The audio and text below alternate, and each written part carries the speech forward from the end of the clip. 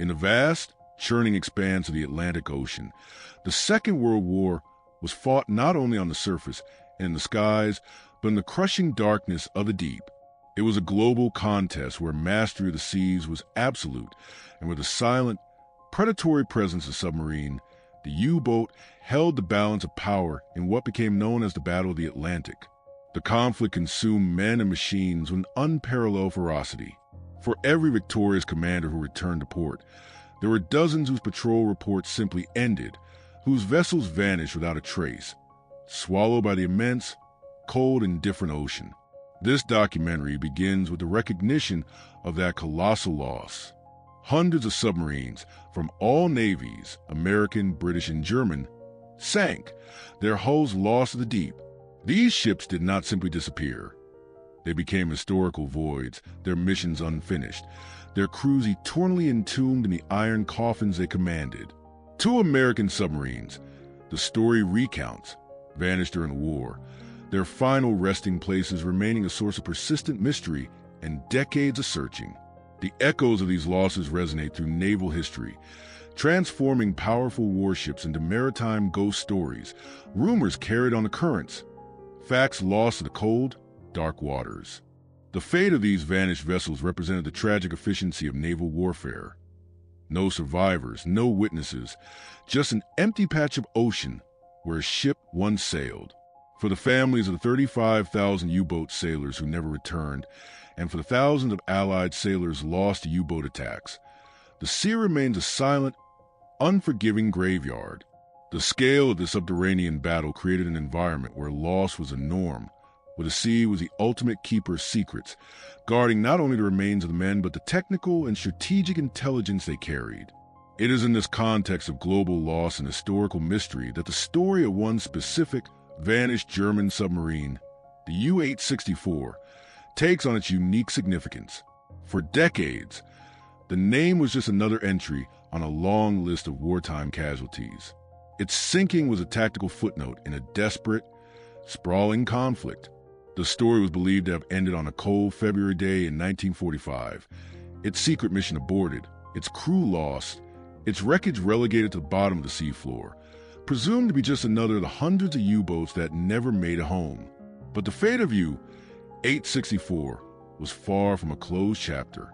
It was a time capsule, a floating coffin carrying a cargo so politically and environmentally charged that its eventual discovery would not only rewrite a naval history, but would trigger an international crisis and an unprecedented, decades-long environmental cleanup dilemma, a problem born in the desperation of the Second World War, but fully realized in the fragile ecosystems of the 21st century. This is the stage upon which our narrative unfolds, a history not just of war, but the dangerous, enduring legacy and materials of war that linger long after the guns fall silent. For 6 decades, the legend of the U-864 was less a historical fact and more a persistent ghost story, a chilling rumor whisper among fishermen and naval historians, lost to the cold, dark waters off the coast of Norway. The official historical record confirmed the submarine had been sunk in a unique engagement in February 1945, but its exact location was unknown, and the nature of its final cargo was shrouded in secrecy, speculation, and wartime rumor. The very environment of its sinking contributed to the myth. The approaches to the German-occupied Norwegian port of Fez were known to be treacherous, characterized by strong, unpredictable currents, deep, dark fjords, and a formidable reputation as a U-boat graveyard. The sheer difficulty of maritime navigation and search operations in this unforgiving area ensured that the wreckage would remain hidden for generations. As years passed, the U-864 transitioned from a wartime casualty into an unresolved historical enigma. Naval historians knew the circumstances of its sinking, the unique submerged-to-submerged attack, but the physical evidence of the wreck remained elusive, transforming the historical event into a kind of folklore. The lack of confirmed location fueled rampant speculation about the mission's true purpose. Why would a formidable Type IXD-2 cruiser U-boat, built for endurance, be diverted to this remote corner of the Atlantic? Why were there whispers of cargo far more valuable than standard supplies? The historical records, deliberately incomplete or destroyed in the collapse of the Third Reich, only hinted at Operation Caesar, the submarine's clandestine mission to carry strategic materials to Germany's desperate ally, Japan. This was the era of the so-called Monsun Group, long-range U-boats converted into underwater cargo carriers to circumvent Allied surface patrols. The cargo they carried was always of the highest strategic value: advanced blueprints, technical components, and scarce raw materials. The U-864 was the most compelling of these vanished vessels, its absence breeding fertile ground for myths about atomic materials and incredible technological secrets. The sheer cold and depth of the Norwegian Sea became the submarine's ultimate protector, sealing its secrets and contributing to its spectral status. No eyes could pierce the gloom. No search vessel could easily navigate the complex, rugged seabed to confirm the whispers. It was a vessel lost to the ocean's depth, its mystery preserved by the vast, unforgiving pressure and the layers of water and time. The truth, as we will see, was even more startling and problematic than the rumor suggested. The ghost was real. It was carrying a cargo whose environmental peril dwarfed the wartime value of any military secret. The search for the wreckage was not just a quest for historical closure. It was a desperate effort to locate an environmental time bomb ticking on the seabed.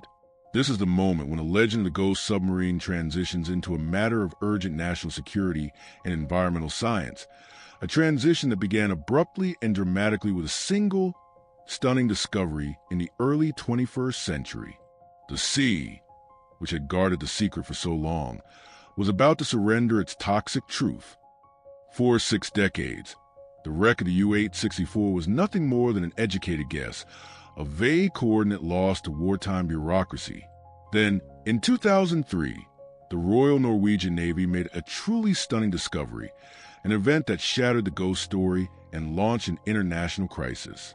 The initial search was not motivated by history, but by the practical necessity of clearing the approaches to Fedge of any remaining wartime hazards, particularly unexploded ordnance or wrecks that could interfere with shipping or fishing operations. Using high-resolution side-scan sonar and magnetometers, the survey ship slowly mapped the rugged seabed. The sonar images, processed through sophisticated naval technology, began to reveal anomalies, shapes and structures inconsistent with the natural geology of the seafloor. Then, a particularly strong, linear signal emerged, a form that was unmistakable to the trained eye: a shipwreck. The subsequent deployment of a remote-operated vehicle, or ROV, confirmed the nature of the find. As the ROV descended 150 meters into the cold, dark waters, its lights cut through the gloom, finally illuminating a mangled, broken hull. What the cameras captured was the unmistakable, powerful silhouette of a German U-boat. Lying broken in 2 sections, separated by a distance of several hundred feet, was a massive wreck of a Type IXD-2 cruiser submarine. The ghost was real. Further investigation, cross-referencing the wreck's dimensions, the position of the conning tower, and the general configuration with known records, definitively identified the vessel as U-864. The boat, built for endurance and range, lay exactly where Lieutenant James S. Launders and the British submarine HMS Venturer had left her 58 years earlier, split by the impact of a single, devastating torpedo. The discovery was immediately significant from a historical perspective, confirming the details of the unique submerged engagement. It was a tangible link to a moment of brilliant tactical warfare. But the historical excitement quickly gave way to immediate and intense alarm.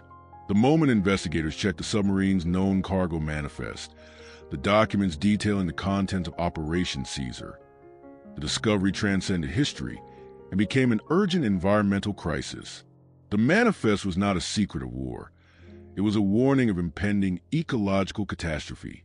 The submarine was known to be carrying 1,857 steel flasks containing nearly 67 tons of metallic mercury, a toxic element destined for Japanese munitions factories. This was the cargo that turned the U-864 from a mere historical relic into a time bomb resting on the Norwegian seabed. The discovery of the wreck immediately triggered a strict, indefinite no-fishing zone imposed by the Norwegian authorities around the site. The presence of such a massive quantity of toxic material, lying broken and exposed in a vital fishing ground, necessitated immediate and drastic action. The stunning discovery was not the end of a long search. It was the abrupt and urgent beginning of an international, multi-decade dilemma over how to neutralize the pervasive environmental threat posed by the very real ghost of the U-864. The confirmed location of the U-864 in 2003 was a discovery that instantly escalated from an archaeological curiosity into an international crisis. The problem was singular and terrifying: the toxic legacy of the ghost submarine. For decades, the mercury had been sealed inside its steel flasks, protected by the deep water. But now, lying broken and exposed on the sea floor, the threat of an ecological disaster was imminent. The primary source of the crisis was the 67 tons of metallic mercury packed into the submarine's keel. Mercury is not like oil, which disperses and biodegrades. It is a heavy, elemental metal that is a potent neurotoxin. When it enters a marine environment, it does not dissolve. It sinks, forming heavy beads that saturate the seabed sediment. More dangerously, it undergoes a chemical transformation, methylation, in the presence of certain bacteria, converting into methylmercury. Methylmercury is a form of the toxin that is most easily absorbed by living organisms, and in the food chain at the lowest level and undergoing bioaccumulation as it moves up from plankton to small fish, to large predators, and finally, to human consumption. The Norwegian Coastal Administration's investigation confirmed the worst fears. Remote-operated vehicles surveyed the site, and scientific testing of the surrounding sediment revealed catastrophic levels of contamination. The report detailed findings of up to 24,000 milligrams of mercury per kilogram of sediment near the wreck, a staggering concentration that confirmed the steel flasks, once 5 millimeters thick, had been breached by decades of corrosion in the corrosive salt water. They were leaking and the seabed was utterly poisoned. The crisis immediately became international because the Norwegian Sea is a critical part of the global marine ecosystem, hosting some of the world's most vital fishing grounds. Contamination here does not stay local. The strong currents in the migration of fish mean the toxic legacy could spread across vast distances, impacting the fishing industries and public health of multiple nations. The immediate imposition of a large no-fishing zone became a political and economic necessity, directly impacting local communities who had relied on the fishing grounds for generations. The sheer danger and the logistical complexity of the cleanup effort launched a heated, decade-long internal debate within the Norwegian government and across international scientific bodies. The dilemma was profound. Should the authorities attempt a full salvage operation, an audacious, extremely risky plan to raise a toxic, explosive wreck, or should they pursue encasement, burying the wreck in a mountain of sand and concrete to contain the threat? Both options carried immense financial costs, ethical burdens, as the wreck was also a war grave for 73 men, and significant environmental risks. The toxic legacy of the U-864 meant that the sinking was not a historical event confined in 1945, but a living environmental problem that demanded an unprecedented, technologically sophisticated response. The story of a U-864 became a crucial modern case study in how the hidden materials of war can become enduring, pervasive threats to the environment and public health, proving that the silent secrets of the deep can have the loudest and most urgent consequences in the world above. In the latter half of 1944, the shadow of inevitable defeat was lengthening over Nazi Germany. The Allies were pushing relentlessly inward on all fronts. The Soviets were advancing in the east, and the Western Allies had secured their foothold in Europe. The industrial heartland of the Reich was under constant, devastating aerial bombardment, in a desperate scramble for any advantage that might prolong the war. Even for a few months, Berlin hatched a series of audacious, last-ditch strategies. Operation Caesar was one of these final, desperate gambits. The operation's core objective was not military conquest, but technological and material transfer, a deep-sea courier mission intended to bolster Germany's last remaining major ally, Imperial Japan, and thereby extend the conflict in the Pacific, tying up Allied resources. Germany's industrial prowess, though crippled, still held a decisive lead in certain advanced military technologies, particularly in rocketry and jet propulsion. Japan, meanwhile, possessed access to certain critical raw materials and had forces capable of continuing the fight. The plan was a form of high-stakes underwater technical barter. Germany would supply its technological crown jewels and scarce, critical materials. Japan would use them to make the war impossibly expensive for the United States. To execute this mission, the Kriegsmarine selected the Type IXD-2 cruiser U-boat, a massive, long-range vessel built for endurance and capable of crossing entire oceans. The U-864 was converted from a formidable hunter into a covert cargo vessel. Its combat roles were subordinated to its capacity as a freighter. The hull was packed with components too sensitive or too large to be transported by air. The cargo was carefully selected to provide Japan with everything needed to make a technological leap. Parts of the revolutionary WWII turbojet engine, components and blueprints for the fearsome V-2 ballistic missile, and the most critical raw material of all, the nearly 67 tons of metallic mercury required for production of mercury fulminate, an essential component for primers and detonators in Japanese munitions factories. Command of the boat fell to Corvette Captain Ralph Ramar Wolfram, a seasoned officer charged with a singularly secret, deeply strategic task. The mission was not a traditional patrol. It was an underwater diplomatic and industrial lifeline, a desperate attempt to prop up a failing Axis by transferring the very essence of German technological superiority. The voyage was an act of profound strategic risk. Success meant the potential introduction of jet fighters and guided missiles to the Pacific theater, dramatically changing the air war and increasing the human cost for the Allies. Failure meant the loss of irreplaceable strategic materials and technological secrets. The fact that the Nazi regime was willing to risk one of its most valuable long-range submarines and its precious cargo demonstrates the scale of their desperation. Operation Caesar was the ultimate high-stakes gamble, a mission that acknowledged the ground war was lost but clung to the hope that a technological miracle delivered across the oceans might still change the course of the wider conflict.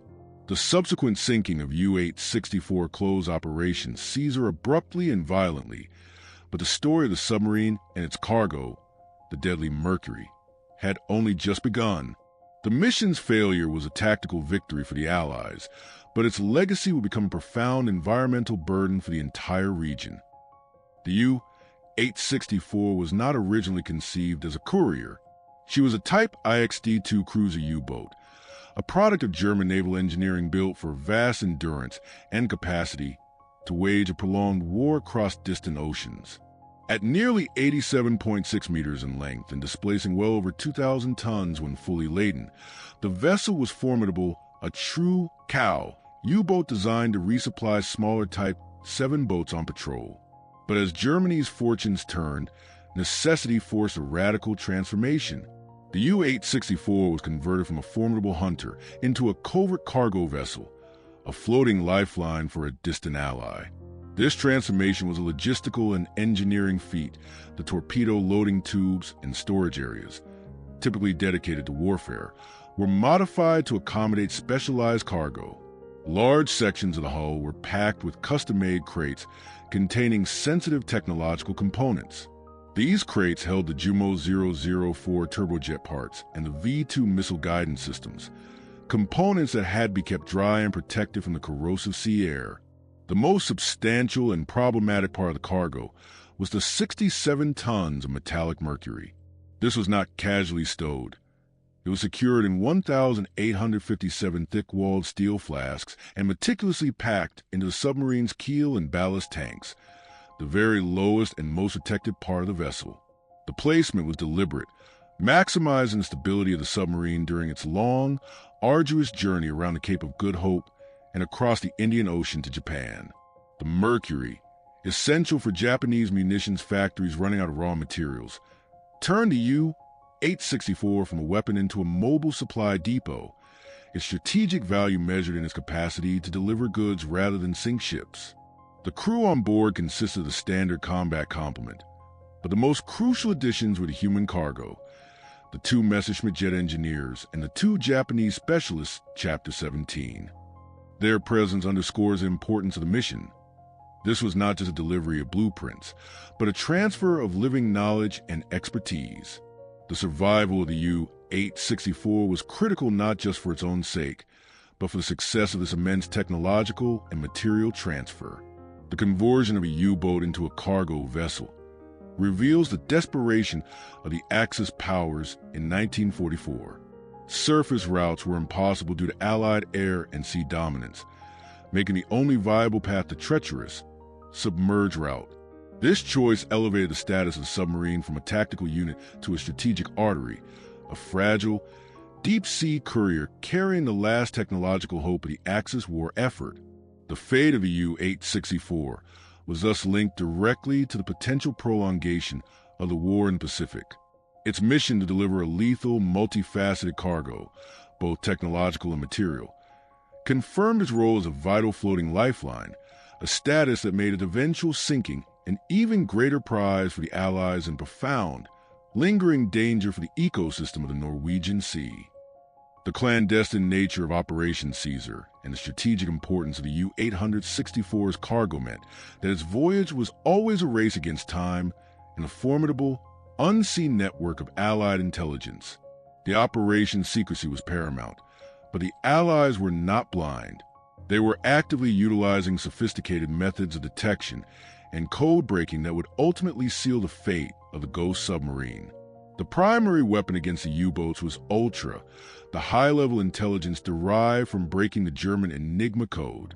While German naval commanders believed their communications were secure, the cryptographers at Bletchley Park in England were reading German radio traffic. This code-breaking provided the Allies with a crucial advantage: the scent of the enemy. Allied intelligence became aware of the existence of the Operation Caesar missions and the general nature of the high-value cargo being transferred to the Far East.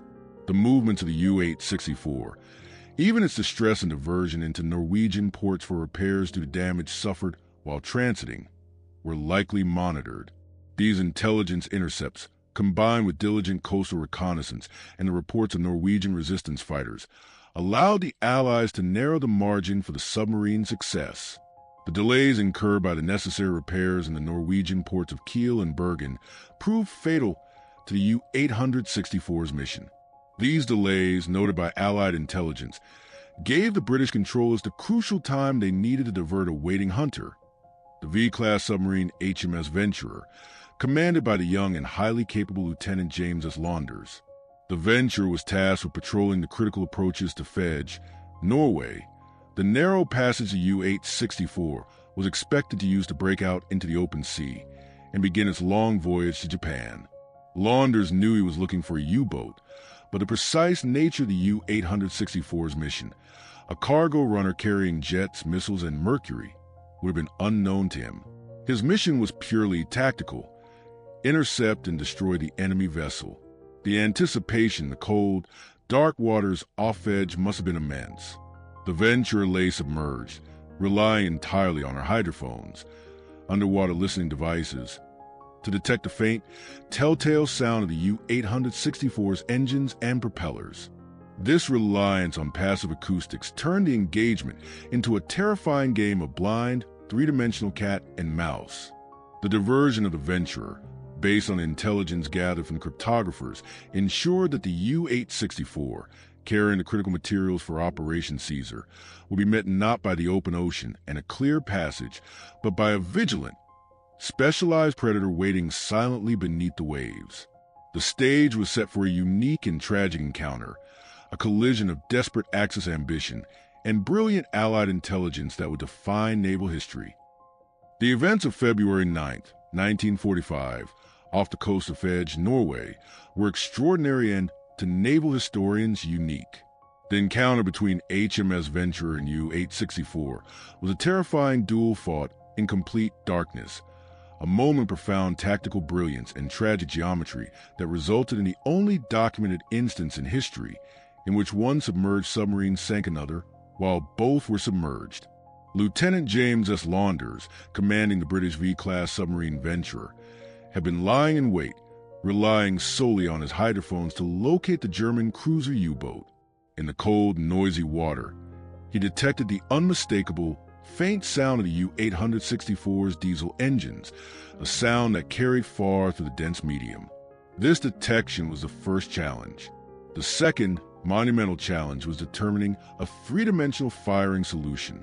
Launders and his team had to calculate not only the target's bearing, but its depth and speed, relying on sound, predictive maneuvers, and meticulous timing. The venture was blind, and so was U-864. The battle was fought purely by sound and mathematical projection. Launders made the audacious decision to fire a spread of 4 torpedoes. This was a high-risk move, as each torpedo launch created a distinct noise that could alert the target. He ordered the 4 torpedoes to be fired at precise 17.4-second intervals, spacing them to cover a range of possible evasive maneuvers the German commander, Captain Wolfram, might take. The long intervals between the shots meant Launders was betting on the target maneuvering into the path of a later torpedo. The tension in the 2 submerged vessels must have been unbearable. U-864 heard the distinctive sound of the incoming torpedoes, a terrifying metallic shriek traveling through the water. Captain Wolfram immediately ordered a drastic evasive maneuver. The first 3 torpedoes passed harmlessly, but the precise timing and spacing of the spread, the brilliant tragic geometry, ensured that the German evasion brought the massive U-boat directly into the line of fire of the 4th torpedo. The impact was catastrophic. The explosion split the U-864, a massive vessel, and sent her reeling to the seabed, 150 meters below, with all 73 souls aboard. The subsequent silence in the hydrophones confirmed the kill. This singular, successful attack forever closed Operation Caesar. The strategic cargo, the jets, the missiles, and the deadly mercury, were consigned to the deep. The battle proved the immense power of acoustic detection and calculated risk in the three-dimensional underwater battle space. It was a victory won not by sight, but by sheer intellect and courage. But the geometry of that winning shot, which closed a chapter of the war, simultaneously opened a much darker, decades-long chapter of environmental consequence. The sinking was a perfect tactical solution, but the nature of the cargo ensured that the story of the U-864 would not end with the final sounds of the torpedo and the crushing demise of the U-boat. The battle was over, but the environmental time bomb had been set. Beneath the corrosive salt water, amidst the shattered iron hull of the U-864, lay the turbojet secret buried in the keel, the complete plans and critical components for the Jumo 004 turbojet engine. This was the technological crown jewel of Nazi Germany, a piece of engineering so revolutionary it promised to change the sky above the Pacific Ocean and prolong the war against the Allies. The importance of this cargo can only be understood by picturing the air war in early 1945. The Japanese, like the Allies, were flying propeller-driven aircraft, effective, but nearing the limits of their performance. The Germans, however, had introduced the Messerschmitt Me-262, the world's first operational jet fighter. It was a terrifying weapon, flying 100 miles per hour faster than the fastest Allied interceptors, capable of tearing through bomber formations and escaping before escort fighters could react. At the heart of this superiority was the Jumo 004 engine. This was not merely a new motor. It was a masterpiece of engineering that established a fundamental design template for jet propulsion for decades to come. The Jumo 004 utilized an axial flow compressor, a revolutionary design principle. In simple terms, this meant that the air being sucked into the engine traveled in a straight line along the axis of the engine, making the design far more efficient, powerful, and streamlined than the centrifugal flow designs being developed by the British at the time. This axial flow principle remains the basic blueprint for virtually every commercial and military jet engine flying today. The strategic calculation behind, including the Jumo 004 in Operation Caesar, was clear. Japan was desperately struggling to develop its own jet aircraft, making slow, painful progress. The arrival of the German engine, its blueprints, and its key components would have been a complete recipe book for Japanese engineers. They could have bypassed years of expensive, time-consuming research and development, moving directly to mass production. This technology transfer would have immediately elevated Japanese air power, giving them a jet fighter capable of tackling the formidable American B-29 superfortresses, which were bombing Japanese cities from altitudes too high for propeller-driven fighters to effectively reach. The parts of the engine, likely the critical turbine blades, compressor discs, and possibly a complete assembled unit, were the physical proof of the design. But the accompanying detailed blueprints and manufacturing plans were the true treasure. They held the precise tolerances, material specifications, and assembly instructions that no amount of Japanese espionage or reverse engineering could replicate quickly. The loss of the single crate of instructions and metal parts to the bottom of the Norwegian Sea was one of the single most significant accidental blows to the Axis war effort, far exceeding the tactical value of sinking the U-boat itself. The WWII secret, buried in the keel of U-864, sank with the promise of prolonged and devastating air war in the Pacific. The WWII turbojet was far more than a powerful engine. It represented a leap into the future, a piece of technology that single-handedly changed the air war and permanently altered the course of aerospace engineering. The strategic decision by the Germans to include the components and plans for this engine aboard U-864 for transfer to Japan was a direct recognition of its transformative power. The shift from propeller-driven aircraft to jet propulsion was a paradigm shift. Propeller engines are inherently limited by the speed at which their blades can move through the air without becoming inefficient and suffering from compressibility issues. The jet engine eliminated this physical barrier, operating on a fundamentally different principle: compressing air, mixing it with fuel, igniting the mixture, and channeling the resultant high-velocity exhaust to create thrust. The WWII, despite its short service life and early-stage reliability problems, was a vehicle that made this theoretical shift a practical reality. Its axial flow compressor, the defining feature we discussed, was a key to its efficiency and its long-term legacy. Imagine the air war. For years, Allied pilots fought against fighters that could not fly much faster than 400 miles per hour. The Me-262, powered by the WWII, was clocked at speeds exceeding 540 miles per hour. The speed advantage was absolute. A jet fighter could choose when and where to engage, flying so fast that it was often impossible for Allied pilots to even sight the aircraft before they completed its attack run and sped away. This was the terrifying capability that Germany was attempting to hand to Japan. For Japan in 1945, the arrival of this engine would have been more than a technical upgrade. It would have been a massive boost of morale and a genuine threat to the American strategic bombing campaign. The American B-29 superfortresses were effectively immune to most Japanese fighter defenses due to their high altitude and speed. The WWII would have provided the necessary power for Japanese interceptors to reach those altitudes and close the speed gap. The German architect of the plan understood that this technology, even in its early form, had the capacity to neutralize a key Allied advantage: the unchallenged air superiority over the Japanese home islands. The engine was the physical embodiment of the phrase technological superiority. It was proof that even as their empire collapsed, German engineers were still capable of producing world-defining advances. The loss of the U-864 and consignment of the WWII blueprints and components to the seafloor was an unexpected, massive strategic victory for the Allies, robbing Japan a chance to make that leap into the future. The engine that changed the air war was sunk before it could ever change the Pacific War, its secrets resting on the seabed, waiting for a new century to uncover just how close the world came to a very different and much longer conflict. The WWII turbojet engine was a technological marvel, not simply because it achieved jet flight, but because of the fundamental principles of design it established, centered around the concept of axial flow. This engineering masterpiece was a core secret the Germans were desperate to transfer to Japan, and its design philosophy would set the template for nearly all subsequent jet propulsion systems, military and commercial, to this very day. To appreciate the U-864, one must contrast it with contemporary British jet designs.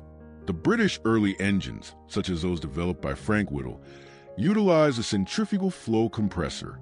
Picture a messy, complicated workshop. Air is sucked into the center of the engine and then flung outward by a rapidly spinning impeller before being channeled rearward. While effective, this design necessitates a wide, bulky engine diameter, which creates aerodynamic drag and limits overall efficiency and top speed. The German U-864, by contrast, embraced the sleek, streamlined efficiency of axial flow. Imagine a modern assembly line. The air being drawn into the engine travels in a straight line along the axis of the engine as it is compressed through a series of rotating blades and fixed vanes. This method allowed the U-864 to be much narrower in diameter, significantly reducing the drag on the aircraft and making the engine far more suitable for the high-speed flight of Me-262. The axial flow compressor works by gradually increasing the air pressure in sequential stages. The U-864 used an 8-stage axial compressor, followed by a single-stage turbine. The air pressure increased incrementally as it passed through these stages before entering the combustion chambers, where fuel was introduced and ignited. The resultant superheated, high-velocity gas then spun the turbine blades that powered the entire compression section before being exhausted out the rear to create thrust.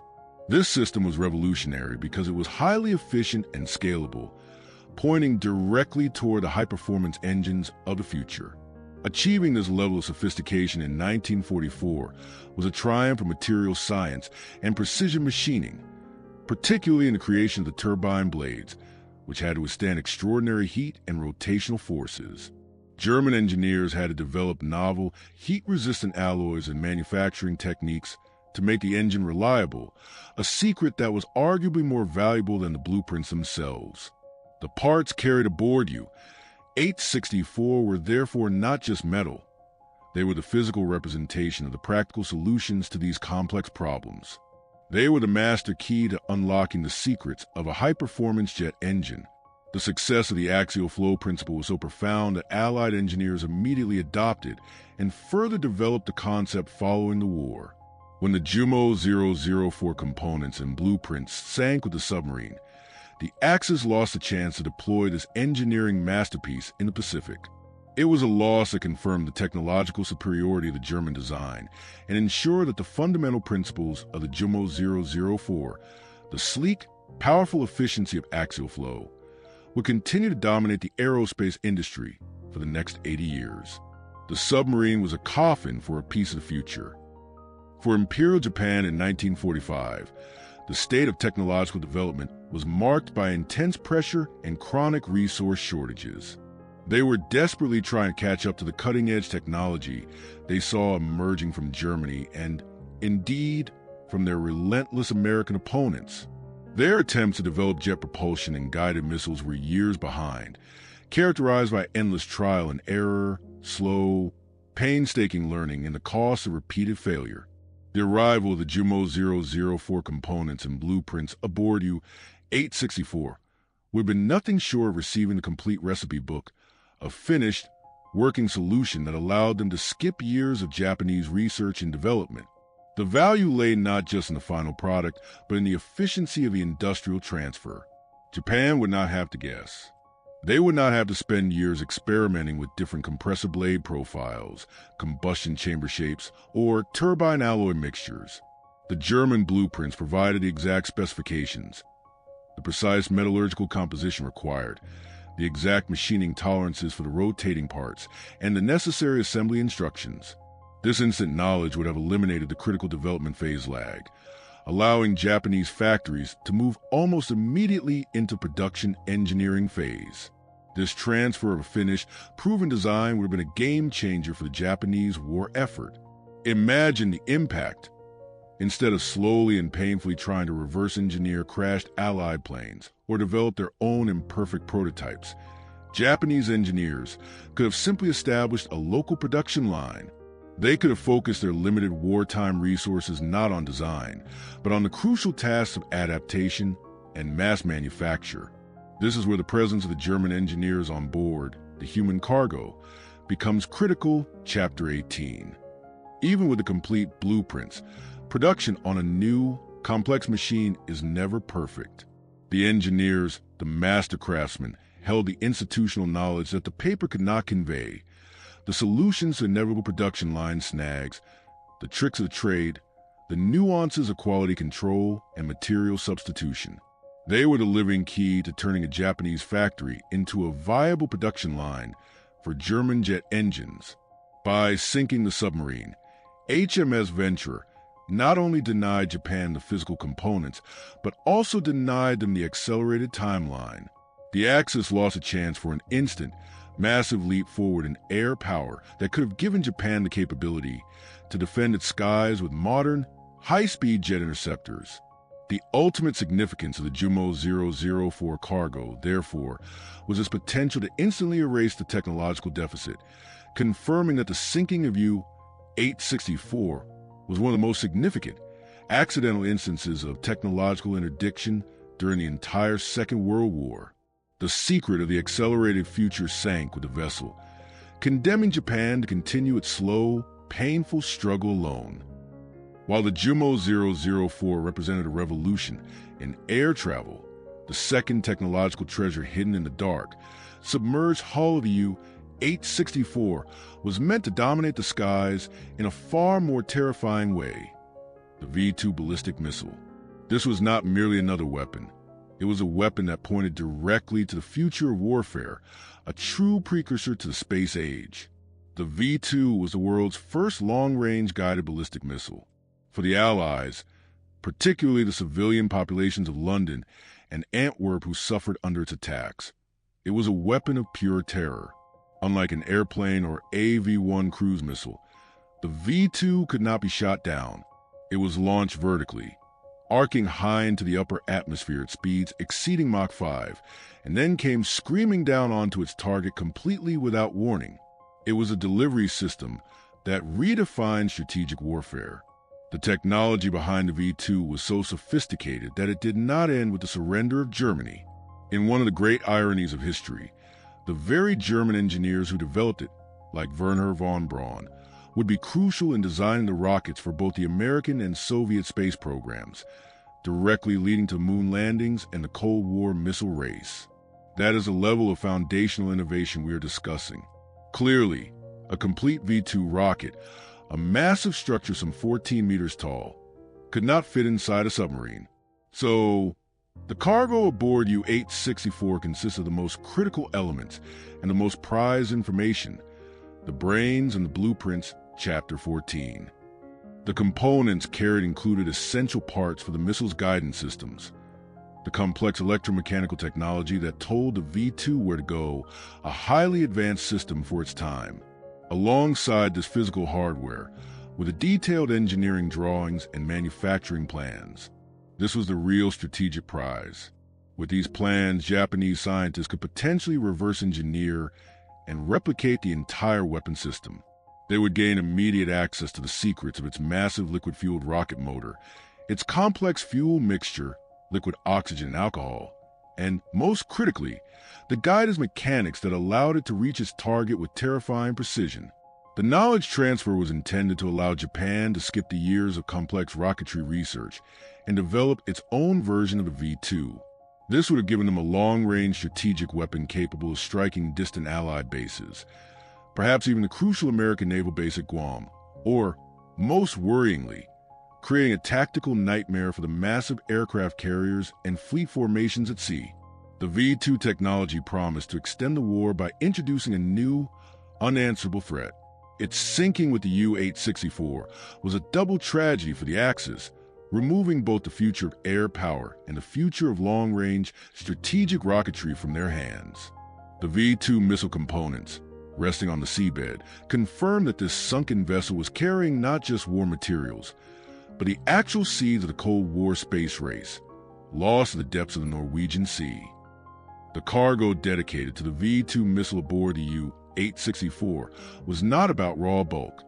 It was about brains and blueprints, the core intellectual property required to replicate the world's most advanced weapon. The transfer of this knowledge was a masterstroke of desperate strategic planning, recognizing that in the modern industrial age, the secret lay less in the metal and more in the methods and the formulae. The physical components included critical parts of the V-2's guidance system. This was the technological heart of the weapon. Early V-2s used a sophisticated combination of gyroscopes and external radio beams to maintain course and cut off fuel supply at the correct velocity to determine range. The parts carried, likely the gyroscopic assemblies, the integrating accelerometers, and the complex analog electronic circuits, represented the pinnacle of German electromechanical engineering. These were the components most difficult to replicate, requiring extreme precision and specific manufacturing know-how. By providing them, Germany gave Japan a crucial head start, a working model to copy and adapt. But the real treasure, the lasting intellectual asset, was the detailed engineering drawings and manufacturing plans. These documents contained the entire recipe for V-2 production, the specific alloys required for the combustion chamber, which had to withstand immense heat, the specifications for the massive fuel pumps, and exact procedures for assembling the entire 14-meter structure. With these blueprints, Japanese scientists could have quickly understood and potentially overcome the immense engineering and production challenges inherent in liquid fuel rocketry.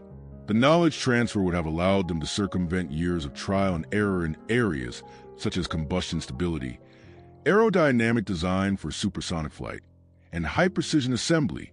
This ability to replicate the V-2's design could have given Japan a strategic weapon capable of hitting distant Allied bases or launching psychological attacks against major supply centers.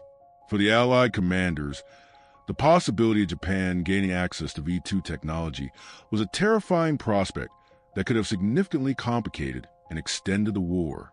The beauty of the U-864 mission, from the German perspective, was its efficiency. The submarine was not wasted carrying a full-size rocket that would never fit. Instead, it carried the DNA of the weapon, the information required to build an entire factory dedicated to V-2 production. When the fourth torpedo struck, it destroyed not just a ship and a crew, but a priceless archive of technological knowledge, the brains and the blueprints that represented the technological future of strategic warfare. The silent, submerged wreck of the U-864 holds not only the physical fragments of JUMO and V-2 programs, but a vast, untapped potential and entire technological path that was abruptly and violently closed by one well-aimed torpedo. The technological transfer mission of the U-864, codenamed Operation Caesar, was not a gesture of goodwill between allies. It was a cold, calculated exercise in strategic barter. Germany was running out of time and needed a diversion in the Pacific. Japan was running out of crucial raw materials and needed a definitive technological edge. The cargo of jet engines and missiles was the German half of a high-stakes, desperate exchange designed to maximize the damage to the Allies. Germany's position by 1944 was one of desperate, failing technological superiority. They possessed the jet and missile technology, but they lacked the time, the resources, and the safe transportation routes to deploy them effectively across the vast distances of the conflict. Their key strategic need was simple: to prolong the war in the Pacific. By giving Japan the ability to develop weapons like the Me-262 jet fighter and the V-2 ballistic missile, the Germans hoped to force the United States to commit immense resources to countering a new, unanswerable threat. This would, in turn, relieve some of the pressure on the collapsing European fronts. This was the German side of the barter. Technology for time. Japan's need was even more acute. They were suffering under relentless, high-altitude bombing raids by American B-29 superfortresses, which their propeller fighters could not effectively intercept. Japan desperately needed the speed and altitude of the JUMO 004 to gain air superiority and defend the homeland. Furthermore, their naval and land forces required reliable, high-performing munitions, the production of which was crippled by the severe shortage of metallic mercury, a critical ingredient for detonators. The exchange, therefore, was meticulously planned. Germany provided the patented technological solutions, JUMO 004 and V-2, the essential raw materials, the 67 tons of mercury, and the human expertise, the engineers.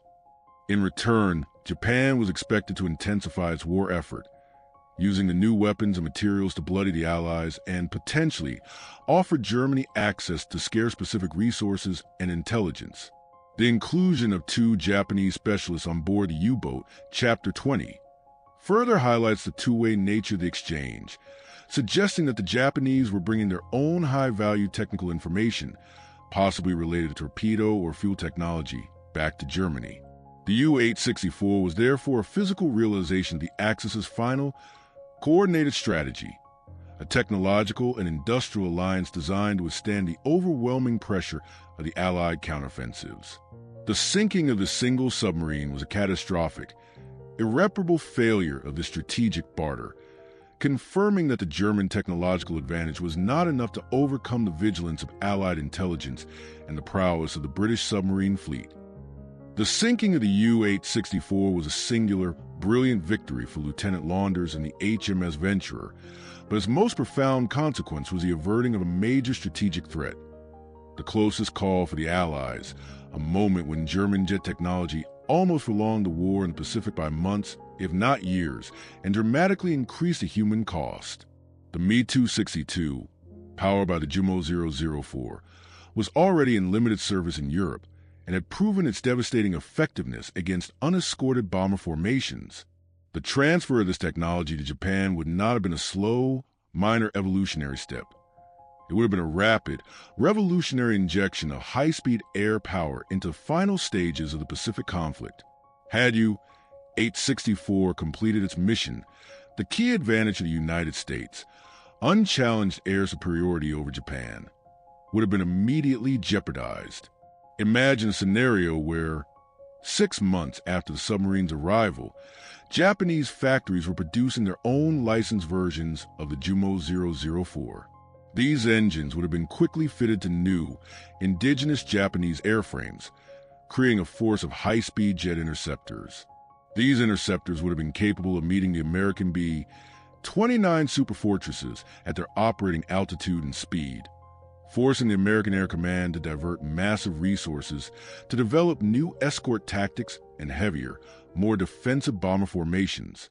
The American plan to defeat Japan through strategic, high-altitude firebombing, which was already underway, would have encountered a devastating new form of organized resistance. The success of the Japanese jet program would also have placed immense pressure on Allied naval operations. Japanese jet fighters, operating from home bases, could have challenged the air cover provided by American carrier fleets, making naval assaults on the Japanese mainland vastly more dangerous and costly. The entire concept of an invasion, Operation Downfall, would have been reassessed with the terrifying complication of enemy jet superiority. This was the closest call because the strategic and technical value of the cargo far outweighed the single torpedo that ended the mission. The loss of the U-864 essentially neutralized a potential Axis counterstrategy that relied on technological parity in the air. The failure of Operation Caesar guaranteed that the technological gap between the Allies and Japan remained wide and unbridgeable. This fact underscores the importance of the Venturer's action. It was a tactical kill that had an immense, unquantifiable strategic effect, saving countless lives and expediting the end of the war in the Pacific. The silent wreck on the seabed is a constant reminder of the fine margin between a swift victory and prolonged, technologically brutal conflict. When naval investigators first surveyed the wreck of the U-864, they expected to find crates, blueprints, and metal parts. They found all of that, but the cargo manifest confirmed that the most crucial cargo was human expertise. The 4 technicians traveling aboard whose survival was considered worth the extreme peril of a U-boat voyage halfway around the world. This human element transformed the mission from a simple delivery into an industrial and intellectual transfer of the highest order. The presence of engineers and specialists on a combat U-boat reveals a profound strategic truth of modern warfare. Knowledge is power. Blueprints and physical components can only convey so much. The real magic, the true secret to making complex, cutting-edge technology actually work on a production line, lives in the minds of the people who created it. These 4 men, 2 German and 2 Japanese, were not mere passengers. They were walking toolkits of knowledge intended to bridge the gaps that mere drawings could not. The 2 German Messerschmitt engineers, Raoul von Klingenberg and Rickclef Schmieres, were critical to the transfer of the Jumo 004 jet engine technology. The Jumo 004, while revolutionary, was still an early stage, temperamental engine. It suffered from short operational life, material stresses, and complex vibration issues. Sending the engine plans without the people who understood how to tweak the installation, advise on maintenance procedures, and troubleshoot production quality would have been a recipe for failure. Their presence ensured that the Japanese could turn the brittle German design into an operational reality. The 2 Japanese specialists, a torpedo expert named Tadao Yamamoto and a fuel specialist named Toshio Nakai, highlighted the two-way nature of the mission. While the Germans were delivering jet and missile technology, the Japanese were likely bringing their own high-value technical know-how back to Germany. Yamamoto would have been an expert in the formidable Japanese Type 93 long-lance torpedo, a weapon with unmatched range and performance, a crucial asset for a German torpedo program plagued by reliability issues. Nakai's expertise in fuels reflected the desperate need for improved combustion and handling techniques for the new, complex jet and rocket engines.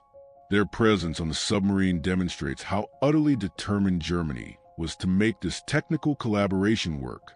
The 4 technicians were the embodiment of the Axis's intellectual capital. Their survival mattered not just for humanitarian reasons, but for the success of the entire strategic mission.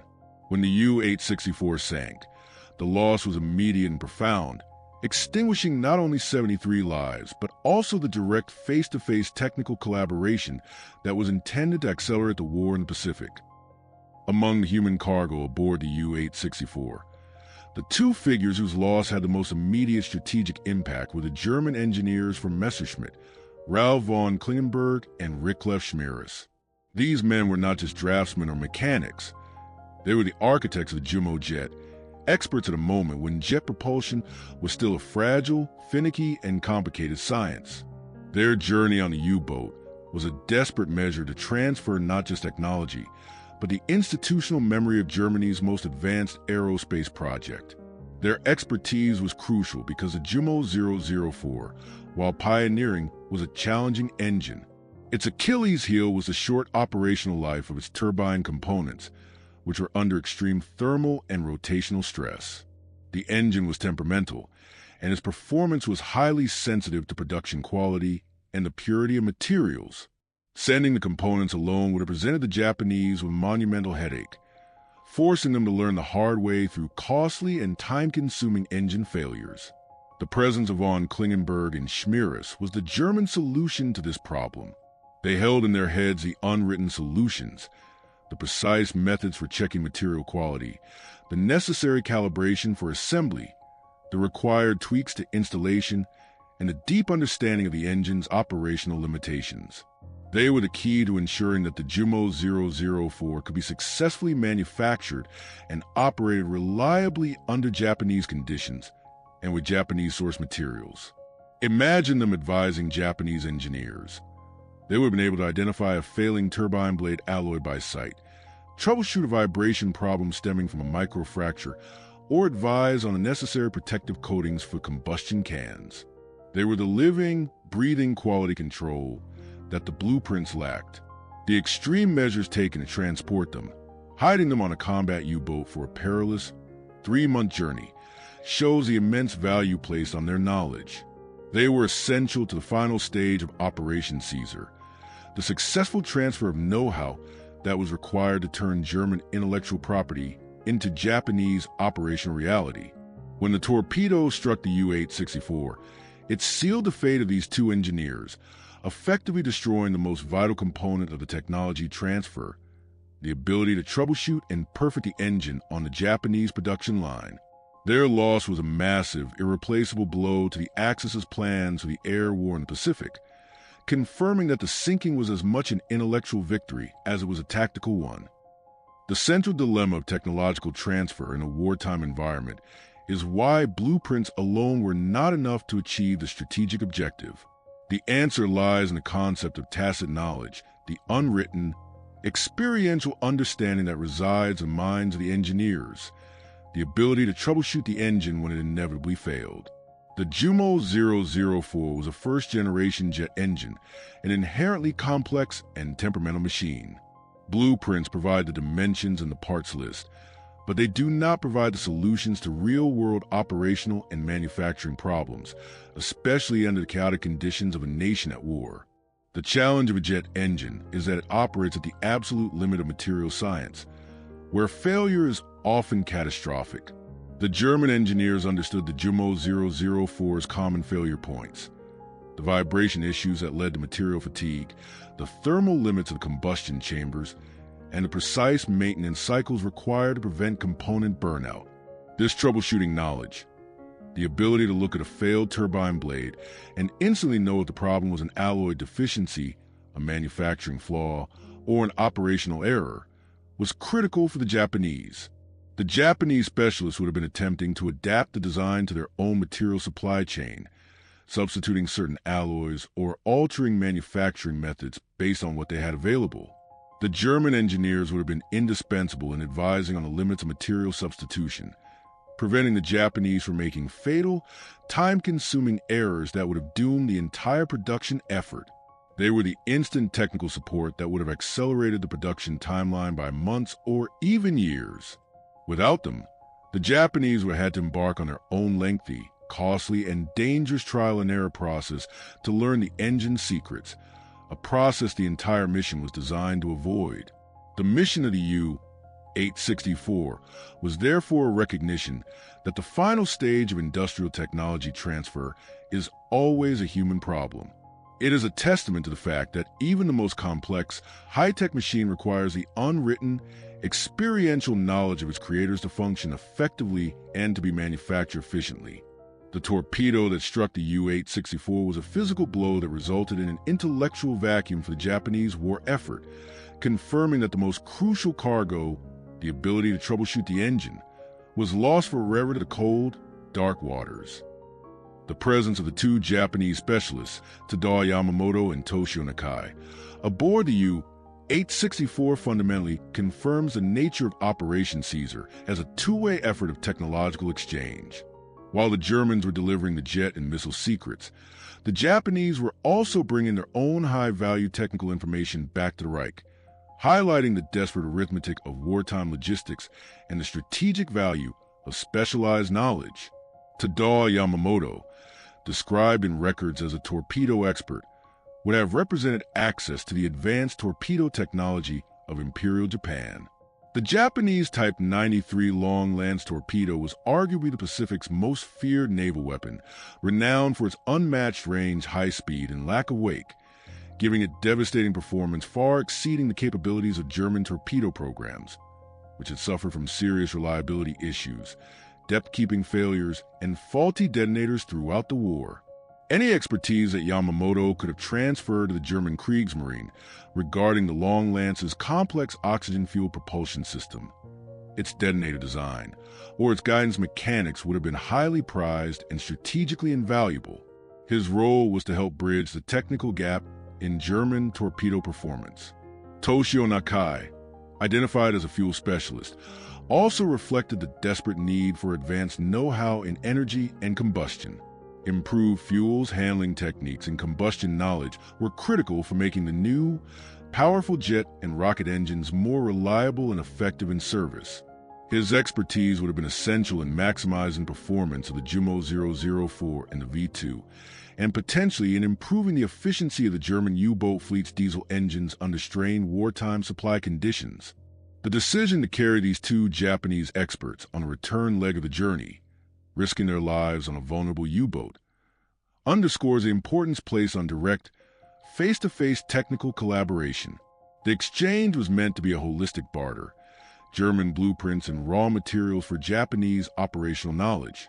Their presence turns the U-864 into a submerged Axis intellectual exchange hub, a vessel carrying the hopes of both collapsing empires to shore up their respective technical weaknesses. The tragedy of the sinking is therefore compounded. The torpedo not only destroyed the German technological transfer to Japan, but also extinguished the potential Japanese contribution to the German war effort. The silent wreck of U-864 is thus a tomb not just for men of the Kriegsmarine, but for a strategic alliance built upon the exchange of human intellectual capital, which was militarized in extremis and ultimately swallowed by the sea.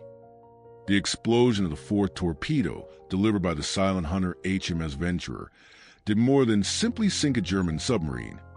It dealt a massive tactical and intellectual blow to the Axis effort, a loss whose strategic value far exceeded the score of a single U-boat. The sinking of U-864 was a catastrophic, final punctuation mark on Operation Caesar, closing the door on the German-Japanese technological alliance at its most critical moment. The immediate tactical victory was clear. The British had intercepted a valuable enemy vessel, preventing it from reaching the open sea and commencing its intercontinental journey. But the true weight of the loss lay in the cargo and the human expertise, now lying 150 meters deep in the Norwegian Sea. Intellectually, the loss was profound and irreplaceable. Aboard the submarine were the physical and conceptual elements of Germany's two most advanced weapons programs, the Gimo 004 turbojet engine and the V-2 ballistic missile. This cargo was not surplus. It was the essential DNA required to rapidly establish a high-performance jet and rocketry capability in Japan. The failure to deliver the blueprints, the key components, and the associated manufacturing data meant that the Japanese high command could not realize their desperate plan to leapfrog years of research and development.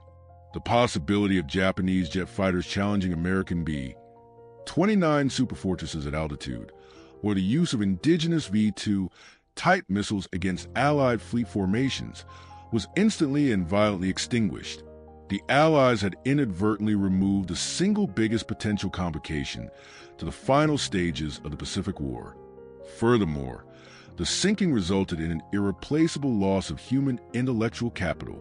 The four specialists, the two German Messerschmitt engineers, Ralph von Klingenberg and Rickleff Schmieris, and the two Japanese experts, Tadao Yamamoto and Toshio Nakai, were the living embodiments of the technical know-how. Blueprints can be replaced. The tacit knowledge of how to troubleshoot a complex jet engine, how to implement a specialized torpedo system, and how to successfully adapt advanced technologies to a foreign production line cannot. The loss of these men was a terminal blow to the technology transfer aspect of the mission. The Germans lost access to critical Japanese torpedo and fuel intelligence, and the Japanese lost the expertise needed to turn German blueprints into operational machines. The scale of the human loss, all 73 souls aboard the U-864, is a tragedy in itself, but in the context of the mission, it represented the destruction of an entire strategic industrial relay. The mission had been a high-stakes gamble, and in a terrifying moment of tragic geometry, the Allies had won by destroying the most vital element of the Axis's final coordinated strategy. The result was not just the sinking of a U-boat, but the neutralization of a war-prolonging technological threat, securing an earlier end to the global conflict at the bottom of the Norwegian Sea, though leaving behind a silent, ticking time bomb for the future. While the analysis of U-864 often focuses on the high-stakes technological and environmental cargo, it is essential to remember that the submarine was a coffin for 73 men, each with a life, a family, and a story abruptly ended in the cold, crushing deep. The human weight of this history is perhaps best encapsulated by the poignant tragedy of Willy Transier, an 18-year-old sailor who sailed on a mission he secretly feared he would never return from. Willy Transier was not just a naval rating. He was a young man in love, a reminder that the crews of the U-boats were often teenagers or young men thrust into the most dangerous theaters of war. Just before setting off on the clandestine mission of Operation Caesar, Willy had asked his sweetheart, Edith Wetzler, to marry him. This deeply personal detail, preserved in family memories and wartime letters, provides a sharp, painful contrast to the grand, impersonal strategic narrative of jet engines and lethal mercury. Willy Transier's story humanizes a casualty list, transforming the number 73 into individual, shattered lives. He, like many of his comrades, was part of the final desperate mobilization of German youth, sent on a mission of extreme peril with the full knowledge of the devastating Allied anti-submarine capabilities. The U-864 was a highly sophisticated war machine, but the young men inside were just human beings caught up in collapsing machinery of a totalitarian regime. The fact that the wreck is now both a historical artifact and a war grave creates a profound ethical dilemma that permeates the ongoing environmental crisis. The choice to salvage or entomb the vessel is not merely an engineering or environmental decision. It is a question of respect for the 73 souls, including Willie Transier, who lie within the broken hull, their final resting place, dictated by the precise geometry of a wartime torpedo, is now a site of intense, prolonged national debate. Willie's story, preserved through his personal commitment to his beloved Edith, stands as a stark reminder that even the most technologically focused mission has a human cost that transcends strategic victories and environmental cleanups. The men who perished were not just components of the Axis war machine. They were sons, brothers, and fiancés whose futures were obliterated in an instant. As modern investigators use sophisticated ROVs to scan the wreckage and measure the mercury contamination, the images inevitably capture the silent, corroded remnants of the vessel that became their tomb. The weight of this human cost is a constant, somber counterpoint to the dramatic scientific and engineering challenges presented by the toxic cargo. The preservation of Willie Transier's final resting place has become a core element of the salvage dilemma, ensuring that the needs of history and human dignity remain at the forefront of the environmental response, a necessary acknowledgement that the tragedy of U-864 began with the loss of its crew.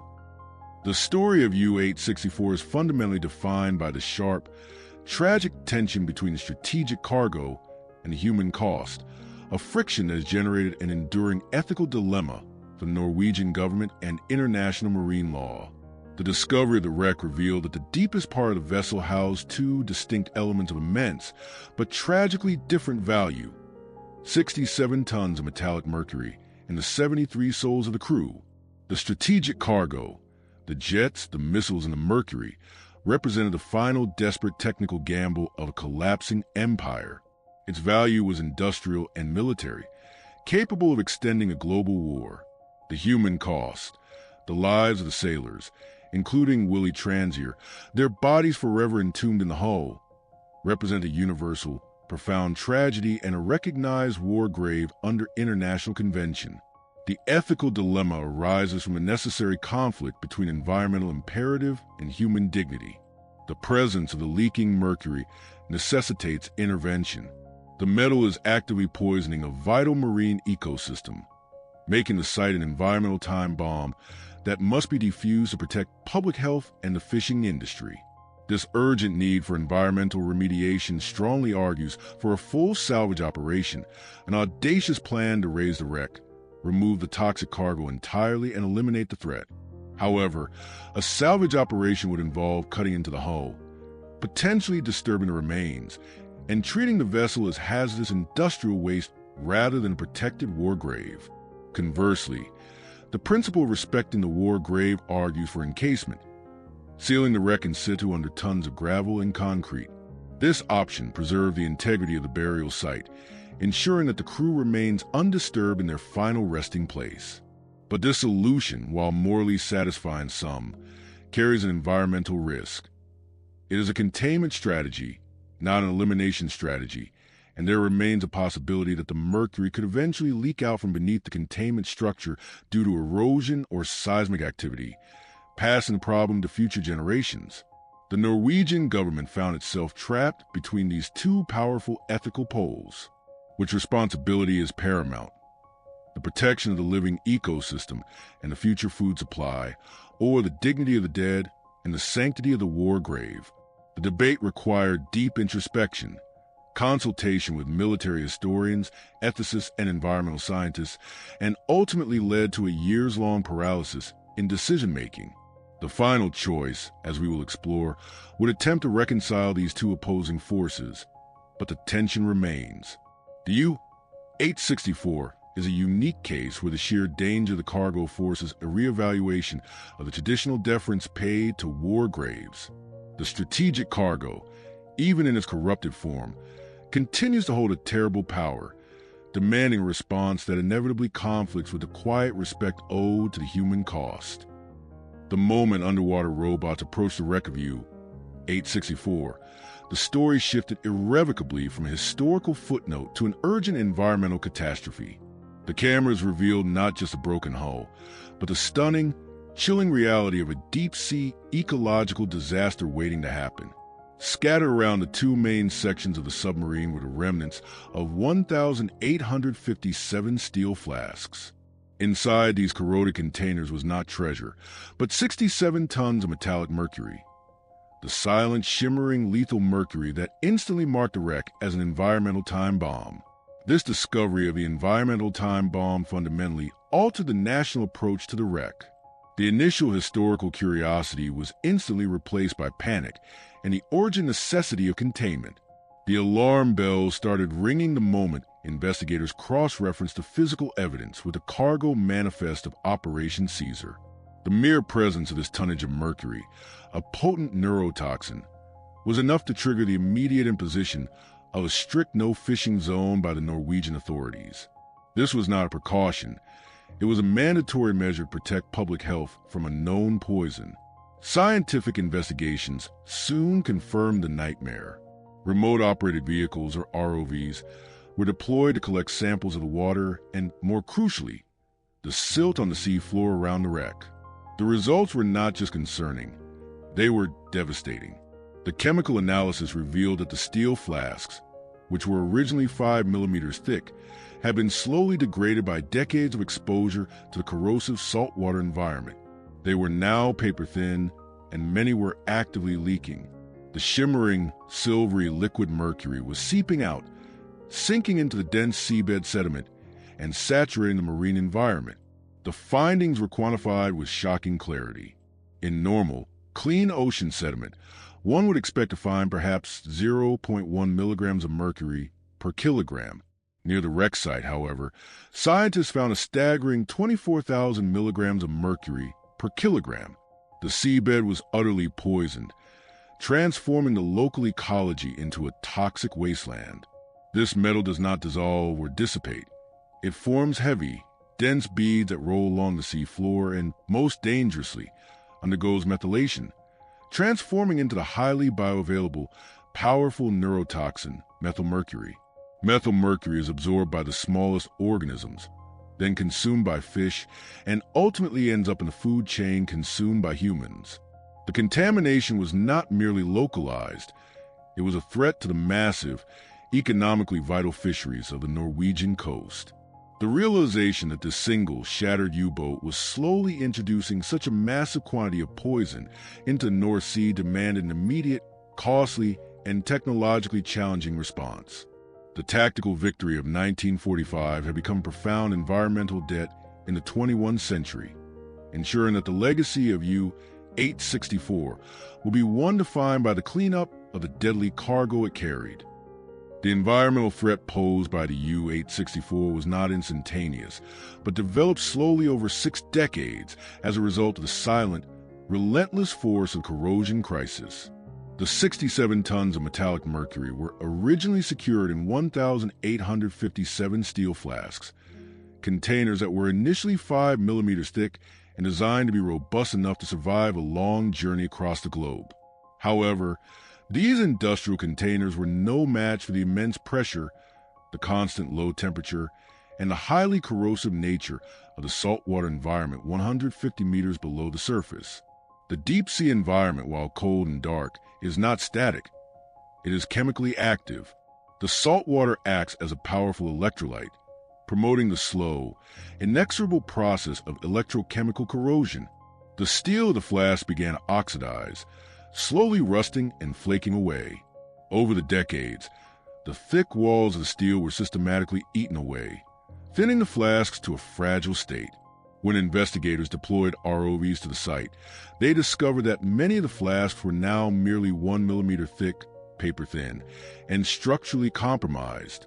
The trauma of the sinking and the subsequent impact on the seabed had likely ruptured some immediately, but the decades of continuous corrosion ensured that more would fail over time. The corrosion crisis was the mechanism that allowed the environmental time bomb to begin ticking. As the metal failed, the mercury, an extremely dense, heavy liquid, began to seep out of the ruptured flasks. This leakage was not a trickle. It was a continuous introduction of high-concentration poison into the surrounding sediment. Scientists noted that the movement of the heavy mercury in the sediment was being aided by the slight currents and the inevitable shifting of the wreck on the sandy seabed. The chemical integrity of the containment had failed. This realization was key to the ensuing policy debate. The corrosion was an ongoing process. It was not a problem that would resolve itself. Every year, more metal would flake away, and more flasks would fail, meaning the mercury contamination would only spread and intensify over time. The crisis confirmed that passive monitoring was not an option. Active intervention was mandatory to halt the environmental degradation. The rate of corrosion and the number of breached flasks became crucial parameters for the Norwegian Coastal Administration in determining their response. They had to model the speed at which the remaining mercury would be released to decide how quickly they needed to act. The environmental imperative was driven by the scientific certainty that the corrosion crisis was a continuous process that could only be stopped by either removing the toxic cargo or permanently sealing it from the saltwater environment. The physical failure of the steel flasks, eaten away by the silent power of the sea, transformed the ghost submarine into a full-blown ecological hazard demanding immediate, decisive action. The sheer volume and chemical nature of the U-864's cargo meant that its leakage was not a simple accident, but an ecological catastrophe in slow motion. The leaking liquid poison was the element that posed the most serious long-term threat to the North Sea, an area vital to global fisheries and the local Norwegian economy. Metallic mercury, the pure elemental form carried in the flasks, is inherently dangerous. However, the greatest peril arises from its transformation in the marine environment. In the anoxic and biologically rich sediment of the seabed, specific strains of bacteria ingest the inorganic mercury and, as part of their metabolic process, convert into the organic compound methylmercury. Methylmercury is 1,000 times more toxic than its inorganic precursor and is readily absorbed by living tissue. This methylation process is the crucial step that turns a sunken metal into a potent neurotoxin that can climb the food chain. The leakage of the mercury into the seabed created a massive, localized reservoir of poison. As the mercury beads saturated the surrounding silt, they entered the benthic food web, the ecosystem living on and within the seabed. Tiny creatures and microorganisms absorb the methylmercury, which are then consumed by larger invertebrates, which are in turn eaten by bottom-dwelling fish. This is the starting point for bioaccumulation. Because organisms struggle to excrete methylmercury, the concentration of the toxin increases at every step of the food chain. The small fish consumed by large fish, and the large fish consumed by seals, whales, and ultimately by humans, carry increasingly devastating doses of the neurotoxin. The process is slow, hence the catastrophe in slow motion, but its effects are devastating and cumulative. The high concentration of mercury found in the sediment, the staggering 24,000 milligrams per kilogram, confirmed that the rate of leakage and methylation was already highly advanced. This level of contamination necessitated the strict, indefinite no-fishing zone, as the risk of consuming contaminated seafood was deemed unacceptable. The environmental challenge was not merely to clean up the wreck, but to mitigate the ongoing process of methylation and bioaccumulation that was already underway. The toxic metal, once contained by the steel flasks, was now moving to the marine ecosystem, a ticking clock threatening to spread across a wider geographical area with the movement of currents and migratory species. The saga of U-864 is a profound lesson in the enduring environmental legacy of war materials. The silent, persistent leak of the mercury, the leaking liquid poison, ensured that the tactical battle of 1945 would continue to wage a silent, ecological war in the waters off Norway for generations to come. underscoring the necessity of a definitive, long-term solution to neutralize the threat. The scientific tests conducted at the wreck site yielded a truly staggering find that definitively confirmed the scale of the crisis: the intense poisoning of the seabed sediment. This quantification of contamination was the critical evidence that transformed the debate from speculation into urgent environmental policy. When remote-operated vehicles collected core samples of the sediment surrounding the broken hull of U-864, the results were analyzed for mercury concentration. Scientists use a baseline to establish environmental health. Typically, clean ocean sediment contains a mercury concentration of approximately 0.1 to 0.2 milligrams per kilogram. This low level represents the natural background presence of the element in the global environment. The sediment samples taken from the hot zone immediately adjacent to the leaking flask of U-864 revealed concentrations that defied expectations, levels reaching up to 24,000 milligrams of mercury per kilogram. This figure represents an increase of 120,000 to 240,000 times the normal background level, a concentration so extreme that it defined the seabed as acutely toxic. This staggering find confirms several crucial points for the Norwegian Coastal Administration. First, it proved that a massive, continuous release of the metallic mercury was occurring, driven by the corrosion crisis. Second, it demonstrated that the mercury, an extremely heavy element, was not dissipating into a water column. Instead, it was forming a highly concentrated toxic reservoir within the seabed silt. This reservoir was a perfect environment for the biological conversion of the relatively inert metallic mercury into the highly toxic methylmercury, thus becoming a central point for entry into the marine food chain. Third, the localized nature of the most extreme contamination confirmed the need for a targeted, deep-sea intervention. The poison was not yet spread widely, but it was concentrated in a highly dangerous and accessible area. The poisoning of the seabed sediment served as the ultimate proof that the wreck was a full-blown ecological time bomb that could not be left undisturbed. The immense concentration of the mercury meant that the risk of bioaccumulation in the local fish populations was immediate and severe, making a fishing ban a mandatory and permanent measure until the wreck was secured. The scientific data provided by this staggering find was the irrefutable evidence that mandated the eventual multi-million-dollar intervention. It turned the historical tragedy of the sinking into a quantifiable, modern-day environmental crisis that demanded the attention of international scientific and political communities, setting the stage for the massive debate over how to safely and permanently deal with the enduring toxic legacy of the U-864. The most insidious and pervasive long-term threat posed by the leakage of mercury from U-864 is a process of bioaccumulation, the terrifying mechanism by which the mercury enters a marine food chain and climbs the trophic levels, ultimately threatening human health. The sheer concentration of the poison in the seabed sediment makes this process inevitable and highly dangerous. Bioaccumulation begins at the base of the food web. Once the metallic mercury is converted by bacteria into the highly soluble and toxic methylmercury, it is readily absorbed by the smallest organisms living in the sediment, such as plankton and tiny invertebrates. These organisms ingest the toxin faster than they can excrete it. The key danger of methylmercury is its strong affinity for organic tissues, particularly fat and muscle, making it persistent in the body. The concentration of the toxin then rapidly increases at each subsequent level of the food chain.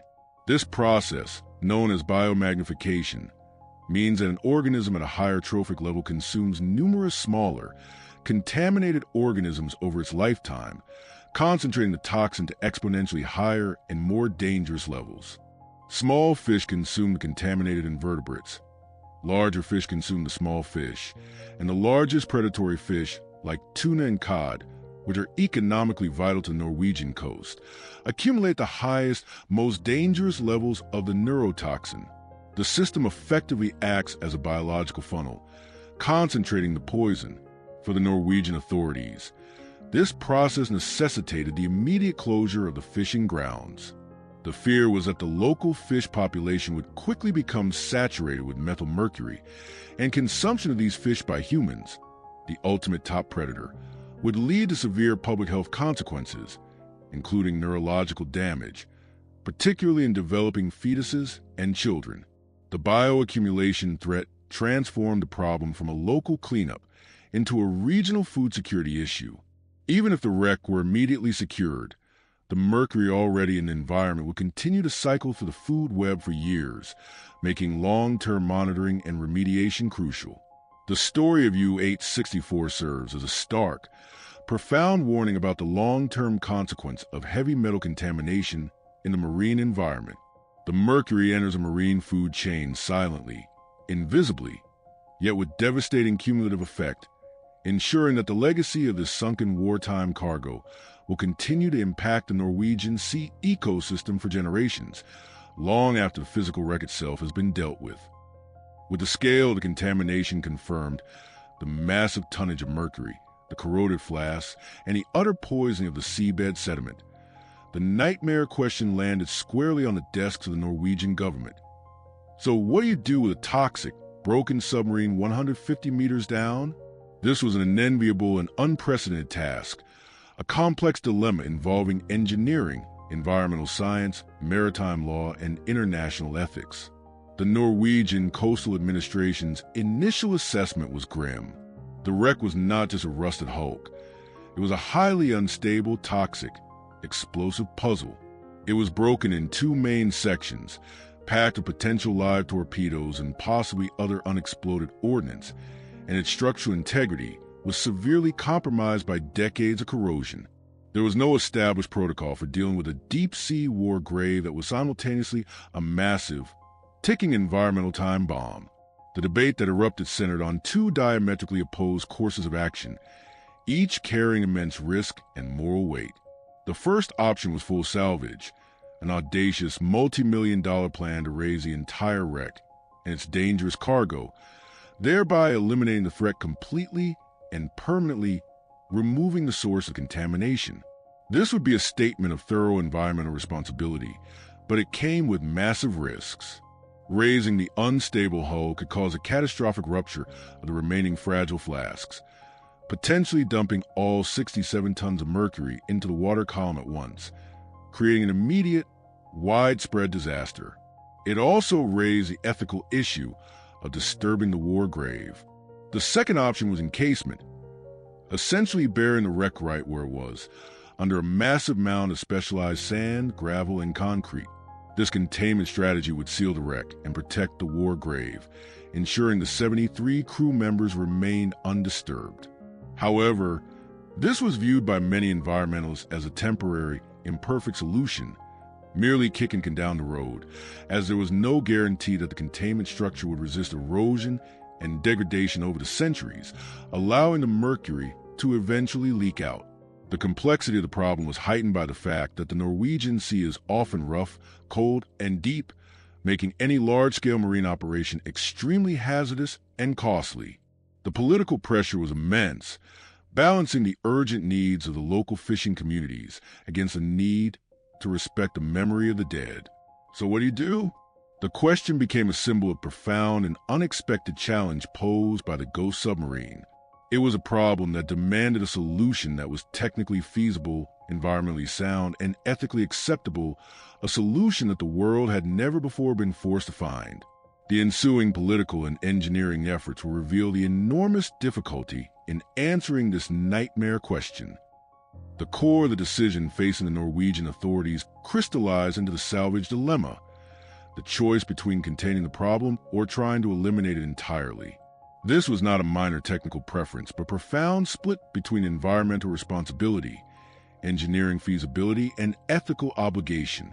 The argument for elimination, championed by the full salvage option, was based on the simple principle of zero risk. The 67 tons of mercury were a persistent, long-term threat. The only way to guarantee that the poison would never harm the environment or the public health was to physically remove the source. Advocates argued that technology existed to raise the wreck, and that anything less than total removal was an abdication of environmental duty leaving a ticking time bomb for future generations. For a time, this bold solution gained traction, seen as the most responsible environmental path. However, the argument for containment, the encasement option, was equally compelling and ethically grounded. It acknowledged the practical, massive risks of the elimination strategy. Full salvage was incredibly hazardous, disturbing the fragile, corroded flasks on the seabed floor or during the ascent to the surface carried an unacceptable risk of a catastrophic single-event mercury release.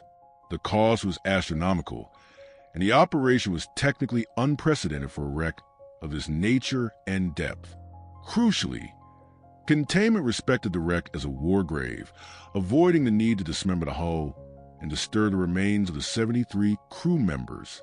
For those prioritizing human dignity and historical respect, encasement offered a somber, practical compromise. The Norwegian Coastal Administration faced continuous, intense pressure from all sides, environmental groups demanding removal, historians and veteran organizations demanding respect for the grave, and local politicians demanding a swift, final resolution to secure the fishing grounds. The salvage dilemma forced an intensive, multi-year process of risk analysis. The government commissioned studies from maritime experts, including the famed Det Norse Veritas, to model the engineering risks of both options. The models had to assess the probability of a flask rupturing during the lift, the long-term erosion rate of containment structure, and the potential spread of contamination under both scenarios. Ultimately, the immense, unquantifiable risk of a catastrophic spill during a full salvage operation, the possibility of releasing all 67 tons of poison at once, tipped the scales. Despite the environmental idealism of elimination, the practical and ethical necessity of minimizing immediate, acute risk favored a sophisticated, long-term containment solution. The final decision was a somber, pragmatic compromise, acknowledging that the salvage dilemma was one that had no perfect answer, only a least risky path forward for the enduring toxic legacy of the U-864. For a period, the debate over the fate of the U-864 was dramatically resolved in favor of the most audacious and environmentally thorough option, full salvage. In November 2008, after years of intense scientific modeling and political deliberation, the Norwegian Coastal Administration made a decisive move, announcing that the boldest solution wins, and that the vessel and its toxic cargo will be removed entirely from the seabed. This decision was a direct response to the strong environmental imperative. Simply containing 67 tons of mercury was deemed an unacceptable long-term risk. The mandate was clear: permanent elimination of the environmental threat.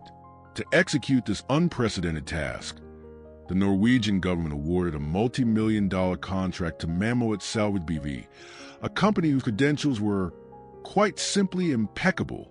Mammoet was not just a generic marine salvage company.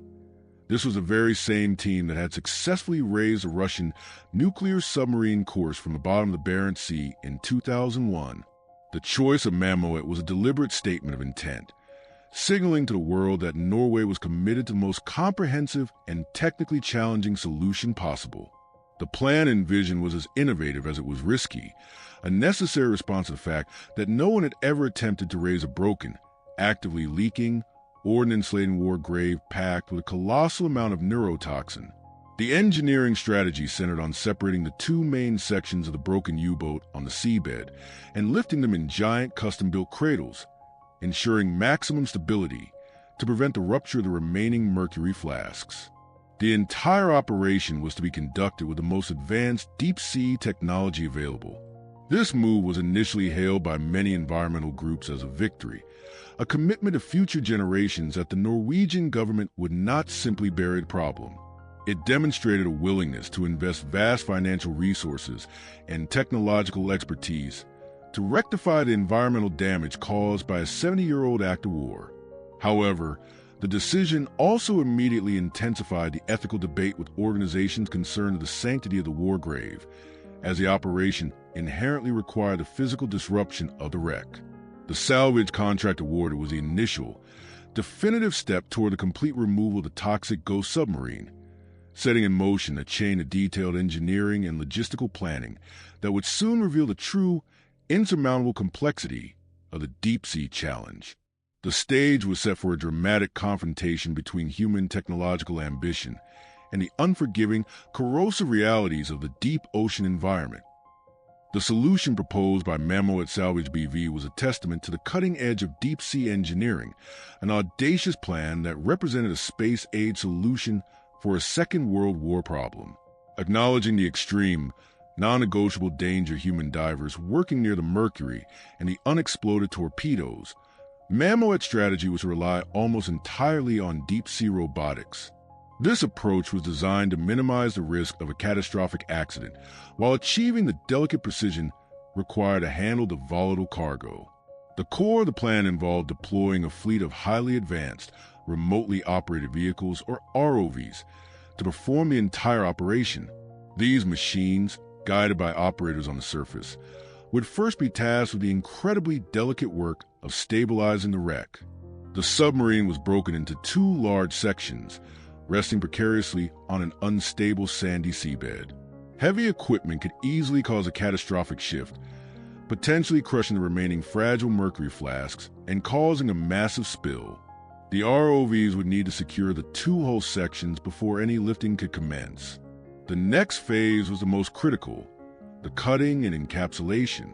The plan called for using remotely operated diamond wire cutters to segment the broken hull into manageable sections while still on the seabed. As each section was cut, it would be carefully enclosed in custom-designed, sealed lifting cradles, essentially giant protective steel boxes, before being lifted. This encapsulation strategy was designed to provide an absolute barrier, ensuring that even if the remaining flasks inside the section ruptured during the ascent to the water column, the mercury would be safely contained within the cradle and unable to rain down toxic poison into the ocean. The challenges were immense. The 150-meter depth, combined with the notoriously unpredictable weather and strong currents of the North Sea, meant that operations would be subject to massive delays and technical difficulties. Furthermore, the constant threat of unexploded ordnance required the ROVs to navigate and work with extreme caution, treating every section of the hull as a potential bomb. Mammoet's audacious plan represented the ultimate faith in technology to solve a crisis inherited from history. It was a commitment to the most thorough environmental cleanup possible, a direct challenge to the power of the deep to retain its toxic secret. The plan was detailed, expensive, and technically feasible on paper, yet its complexity ultimately set the stage for the enormous and unavoidable challenges that would eventually force a reassessment of the entire project. Despite the brilliance of Mammoet's plan and the clear environmental mandate for removal, the detailed feasibility studies commissioned by the Norwegian government began to highlight a series of insurmountable challenges. The harsh, physical realities of the deep-sea environment that ultimately forced the abandonment of the full salvage project. The problems were fundamentally rooted in the hostile nature of the site, dominated by unstable wreckage and North Sea hazards. The first critical challenge was the seabed instability. The U-864 was resting on a soft, sandy bottom, not a stable rock formation. Computer models and seismic surveys revealed that the weight of the heavy lifting equipment required to maneuver and secure the massive hull sections could easily trigger a catastrophic shift in the wreckage. Any significant movement risked collapsing the already compromised hull, almost certainly causing the instant rupture of the remaining fragile mercury flasks. The potential for a sudden, massive release of the entire 67 tons of poison into the water column during the preparatory phase alone was deemed an unacceptably high risk. The second major obstacle was the North Sea environment. The 150-meter depth in the infamous, unpredictable North Sea weather meant that the necessary precision work required by the ROVs would be highly volatile and subject to massive delays. The heavy swells, storms, and strong currents created a hostile operating environment, making the multi-million-dollar operation highly unpredictable and prohibitively expensive. Safety protocols demanded a vast weather window, which was a scarce commodity in that region. Third, and perhaps most critically, was the inherent danger of disturbing the mercury flasks during the lift. Even with the planned encapsulation cradles, the act of segmenting the hull and placing the cradles around the wreck sections was a complex, risky maneuver. A risk assessment determined that there was no way to guarantee that the final stresses of the lift would not cause the remaining flask to rupture inside its cradle, contaminating the lifting equipment and potentially leading to operational failures. The sheer depth and the enormous forces at play magnified every potential engineering failure. Ultimately, the cost-benefit analysis shifted dramatically. The initial idealistic goal of eliminating the risk entirely was overshadowed by the immediate, immense risk of a catastrophic environmental spill during the salvage attempt. The realization that the act of trying to eliminate the problem carried a greater immediate environmental danger than the current slow leak was the turning point. The insurmountable challenges of the site forced the abandonment of the bolder solution, redirecting the strategy back to a comprehensive form of long-term containment. The single, most defining factor that forced the abandonment of the full salvage operation was the assessment of the great risk, the potential for a flask rupture during the ascent and the raining of liquid poison down to the water column. This was a catastrophic worst-case scenario that no responsible authority could ignore, a risk that dwarfed all others. The core problem was the fragility of the containment. The 1,857 flasks, already corroded and paper-thin, were exposed to the massive mechanical stresses of a deep-sea lift.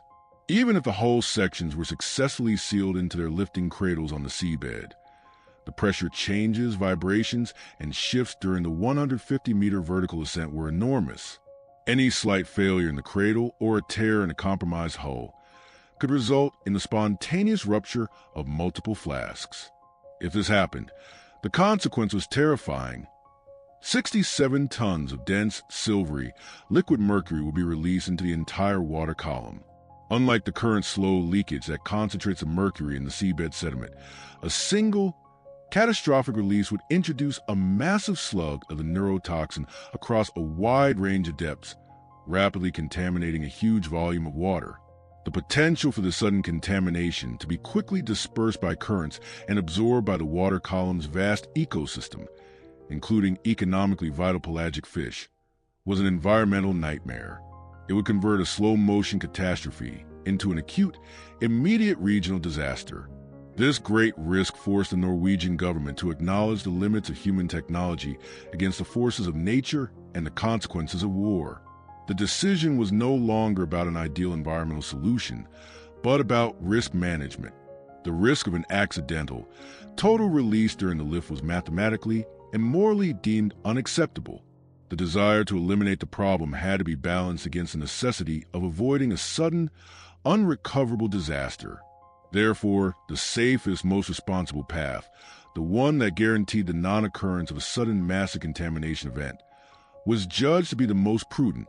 The possibility of rupture during ascent and raining liquid poison was the final, non-negotiable factor that definitively closed the chapter on full salvage, ushering in the pragmatic, if somber, reality of long-term containment. Following the withdrawal from the full salvage plan, the Norwegian government pivoted its strategy towards entombment, a sophisticated and permanent form of containment. This was not merely burying the wreck in sand. It was the adoption of the final engineering solution, the creation of an advanced, multi-layered artificial seabed designed to neutralize the environmental threat for the long term. The primary goal of the entombment was twofold: to prevent the ongoing corrosive action of the salt water on the steel flasks, and to stabilize the wreck to prevent any movement that might cause further ruptures. The method chosen was a complex, multi-phase engineering undertaking. The first step involved the stabilization of the seabed. High density, specialized materials were pumped around the two main hull sections to secure them against any movement caused by currents or seismic activity. This created a solid, foundational base. The next and most critical phase was the creation of the multi-layer containment cap. The plan called for covering the broken submarine with a massive, 12-meter-thick blanket of specific materials. This cap was designed to be applied in layers, beginning with a specialized grade of sand and gravel engineered to prevent the mercury from migrating through the structure. This massive volume of material would completely surround and seal the wreck, isolating it from the saltwater environment. The final layer of the cap was a protective shield of large rocks and concrete structures. This heavy armored layer was essential to prevent erosion from the strong, persistent bottom currents of the Norwegian Sea, ensuring the integrity of the containment structure for centuries. This elaborate, deep-sea construction project was a pragmatic conclusion to a decade-long dilemma. It was an acknowledgement that elimination was too risky, and that the best path forward was permanent isolation. While some environmental skeptics remain worried that this giant, undersea might not be a foolproof, forever solution, it represented the least risky way to contain the environmental threat for the long term, while simultaneously respecting the war grave.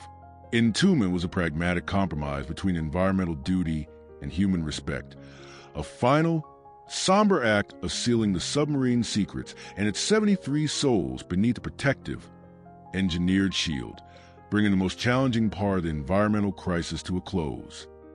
The implementation of the entombment strategy resulted in the creation of a massive, man-made structure on the ocean floor, the artificial seabed. This was the physical manifestation of the final engineering solution, a 12-meter-thick mound of protective material that completed the act of sealing the secrets beneath sand and concrete. The process required bringing in hundreds of thousands of tons of material, a vast, expensive logistical operation, to meticulously construct the cap over the broken submarine sections. The structure was engineered to be robust and permanent. The core purpose of this artificial seabed was to isolate the wreck from the three primary forces causing the environmental damage: saltwater, currents, and biological activity. By removing the hull from direct contact with the oxygenated saltwater, the corrosion crisis on the remaining steel flasks would be effectively halted. Furthermore, the thick layer of material would act as a geochemical barrier, preventing the heavy metallic mercury that had already leaked into the sediment from migrating further. The deep layer of sand and gravel was designed to suppress the biological activity that leads to the dangerous methylation process, thereby mitigating the creation of new, highly toxic methylmercury. The top layer of the artificial seabed, composed of heavy rock and concrete slabs, was the insurance policy. It provided stability and erosion protection against the powerful, relentless current of the North Sea, ensuring that the entire containment structure would remain intact for the long term. The construction of this artificial seabed was a technologically impressive feat of marine construction. It was not a hasty burial, but precise, controlled operation designed to meet specific engineering criteria for stability and longevity. The effect of the entombment was immediate and profound. It officially closed the active, leaking phase of the crisis. The area was no longer an environmental time bomb actively releasing poison, but a contained, stabilized site. While some locals and environmental groups continued to voice concerns about the long-term effectiveness of the barrier, the artificial seabed represents a practical, permanent resolution to the immediate threat. It is a monument to the unexpected, enduring consequences of materials of war, a heavy mound of stone and sand that now acts as a silent, secure seal over the submarine's historical and toxic secrets. Returning to the human cargo of the U-864 is to reflect on the nature of war in the industrial age, where architects and know-how were valued as much as weapons, and their loss became the ultimate price of failure for the Axis technological strategy. The four specialists, the Messerschmitt engineers and the Japanese experts, were not just individuals. They were militarized intellectual capital. Their presence defined the true purpose of Operation Caesar: the transfer of living knowledge, not merely parts. Ralph von Klingenberg and Rickclef Schmieres, the jet engine architects, were carrying in their minds the unwritten manual for the Jumo 004, the essential expertise required to troubleshoot vibration, metallurgy, and production quality, knowledge that the blueprints alone could not convey. Tadao Yamamoto and Toshio Nakai, the Japanese specialists, were part of the vital counter-exchange, bringing expertise in advanced torpedo and fuel technologies to the struggling German programs. The value of these four men was immense. They were the catalyst for technological acceleration, The individuals who could have enabled Japan to bypass years of its own research and development and deploy formidable new weapons against the Allies. Their survival was directly linked to the success of the Axis's final, desperate attempt to prolong the war. Their fate was a brutal illustration of how industrial skill was weaponized in the extreme. They were mobilized into machinery of war, risked on the world's most perilous transport route, and tragically consigned to deep, just as if they were components themselves. The sinking of U-864 and the loss of the entire crew, including the human cargo, was an intellectual decapitation of the technological exchange. The sea took from the Axis the ability to turn brittle German designs into operational realities in Japan. The torpedo strike, in an instant of tragic clarity, closed a critical door on technical collaboration, ensuring that the engineers who could have helped create a new generation of devastating weapons became part of the enduring, tragic human cost of the conflict, their potential, and their knowledge buried forever beneath the waves.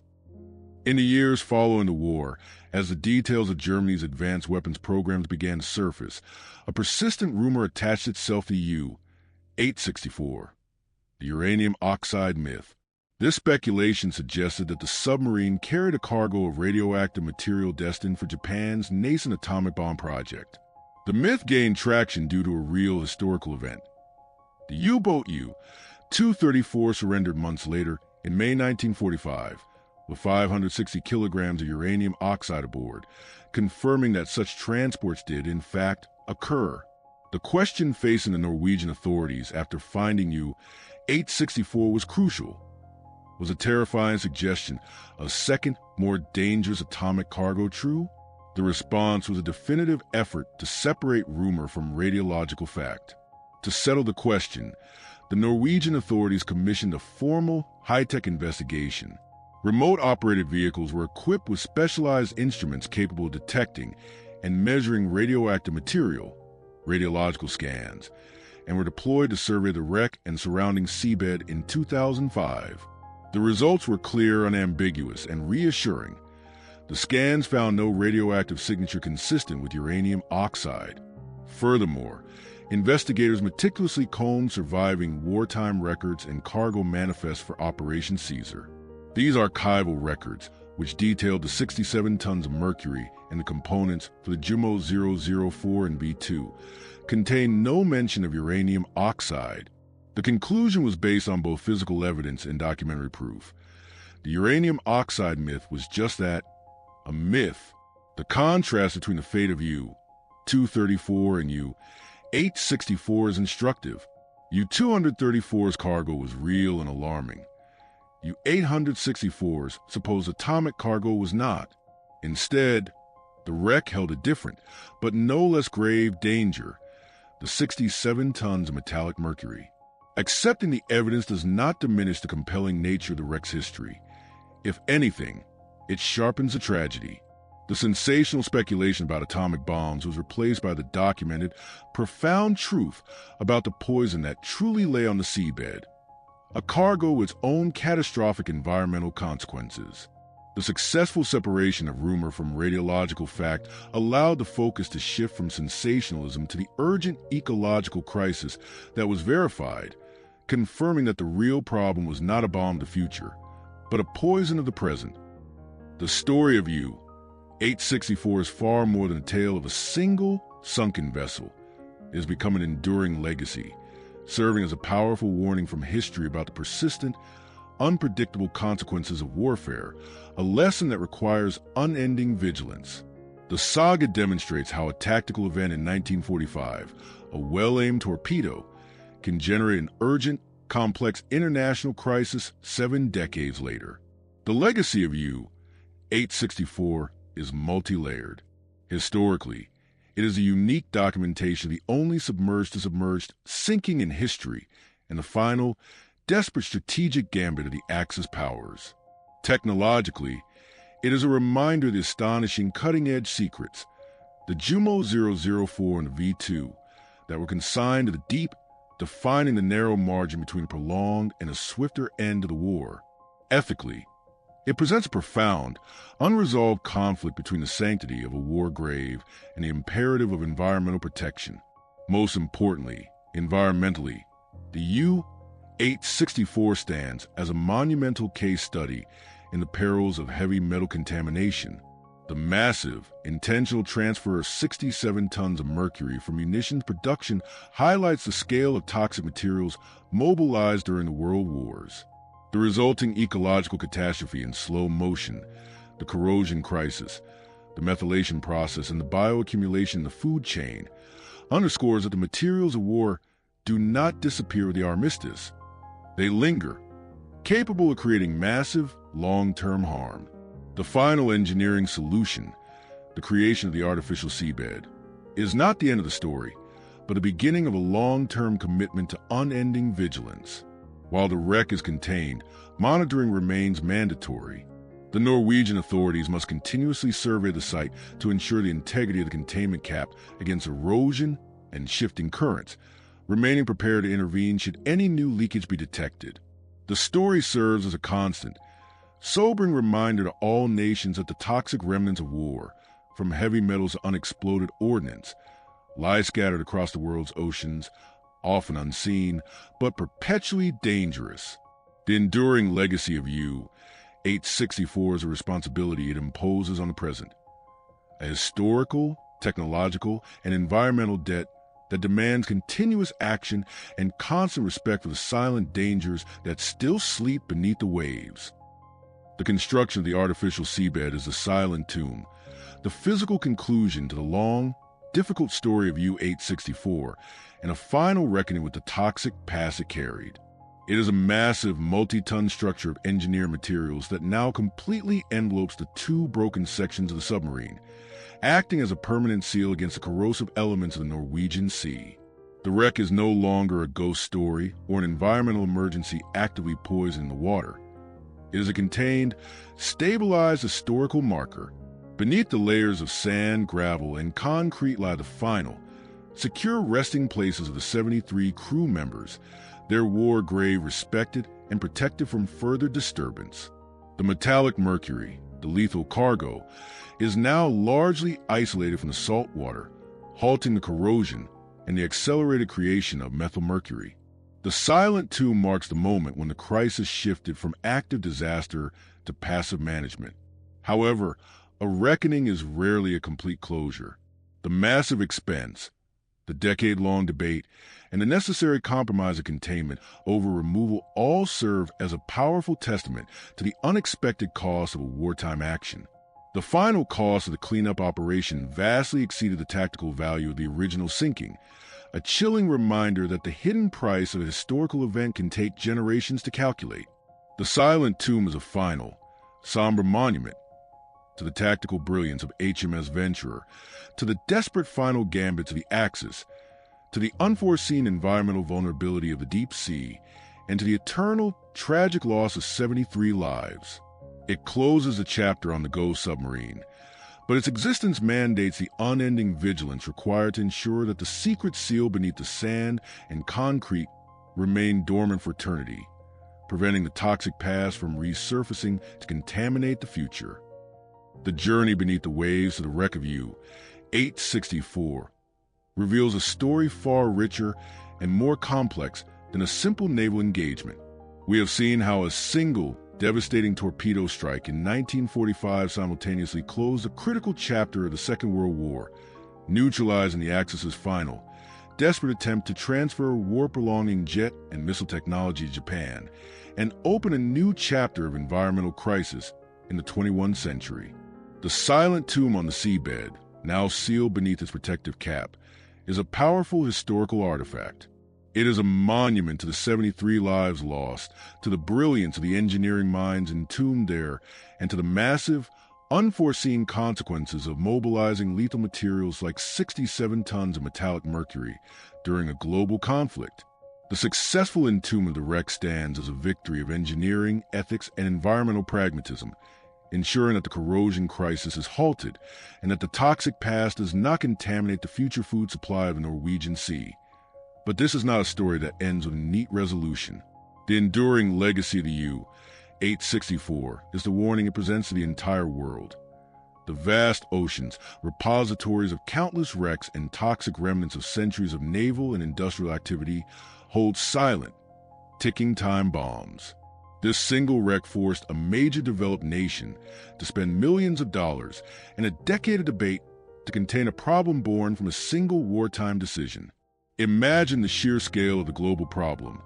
The thousands of sunken vessels, the chemical weapons, the massive oil tankers that still rest beneath the waves. Our documentary, U-864, The Ghost Submarine's Toxic Secret, serves as a crucial case study in the intersection of history, technology, and environmental responsibility. It demands that we acknowledge the long-term, hidden costs of conflict and industry. The vigil over the U-864 continues. The cap must be monitored indefinitely, and the data gathered from this site is essential for managing similar threats across the world's oceans. We invite you to engage with this vital conversation. To understand more about the ongoing global threat of sunken ordnance and toxic cargo, and to explore the next frontier of marine cleanup technology, we encourage you to subscribe to our channel and share this documentary. Your support helps us continue to bring these critical, untold stories from the deep to the surface. The ocean is the ultimate historian, and the secrets it holds can impact all of our futures. Join us as we continue to shine a light on the submerged past and its enduring call for environmental vigilance today.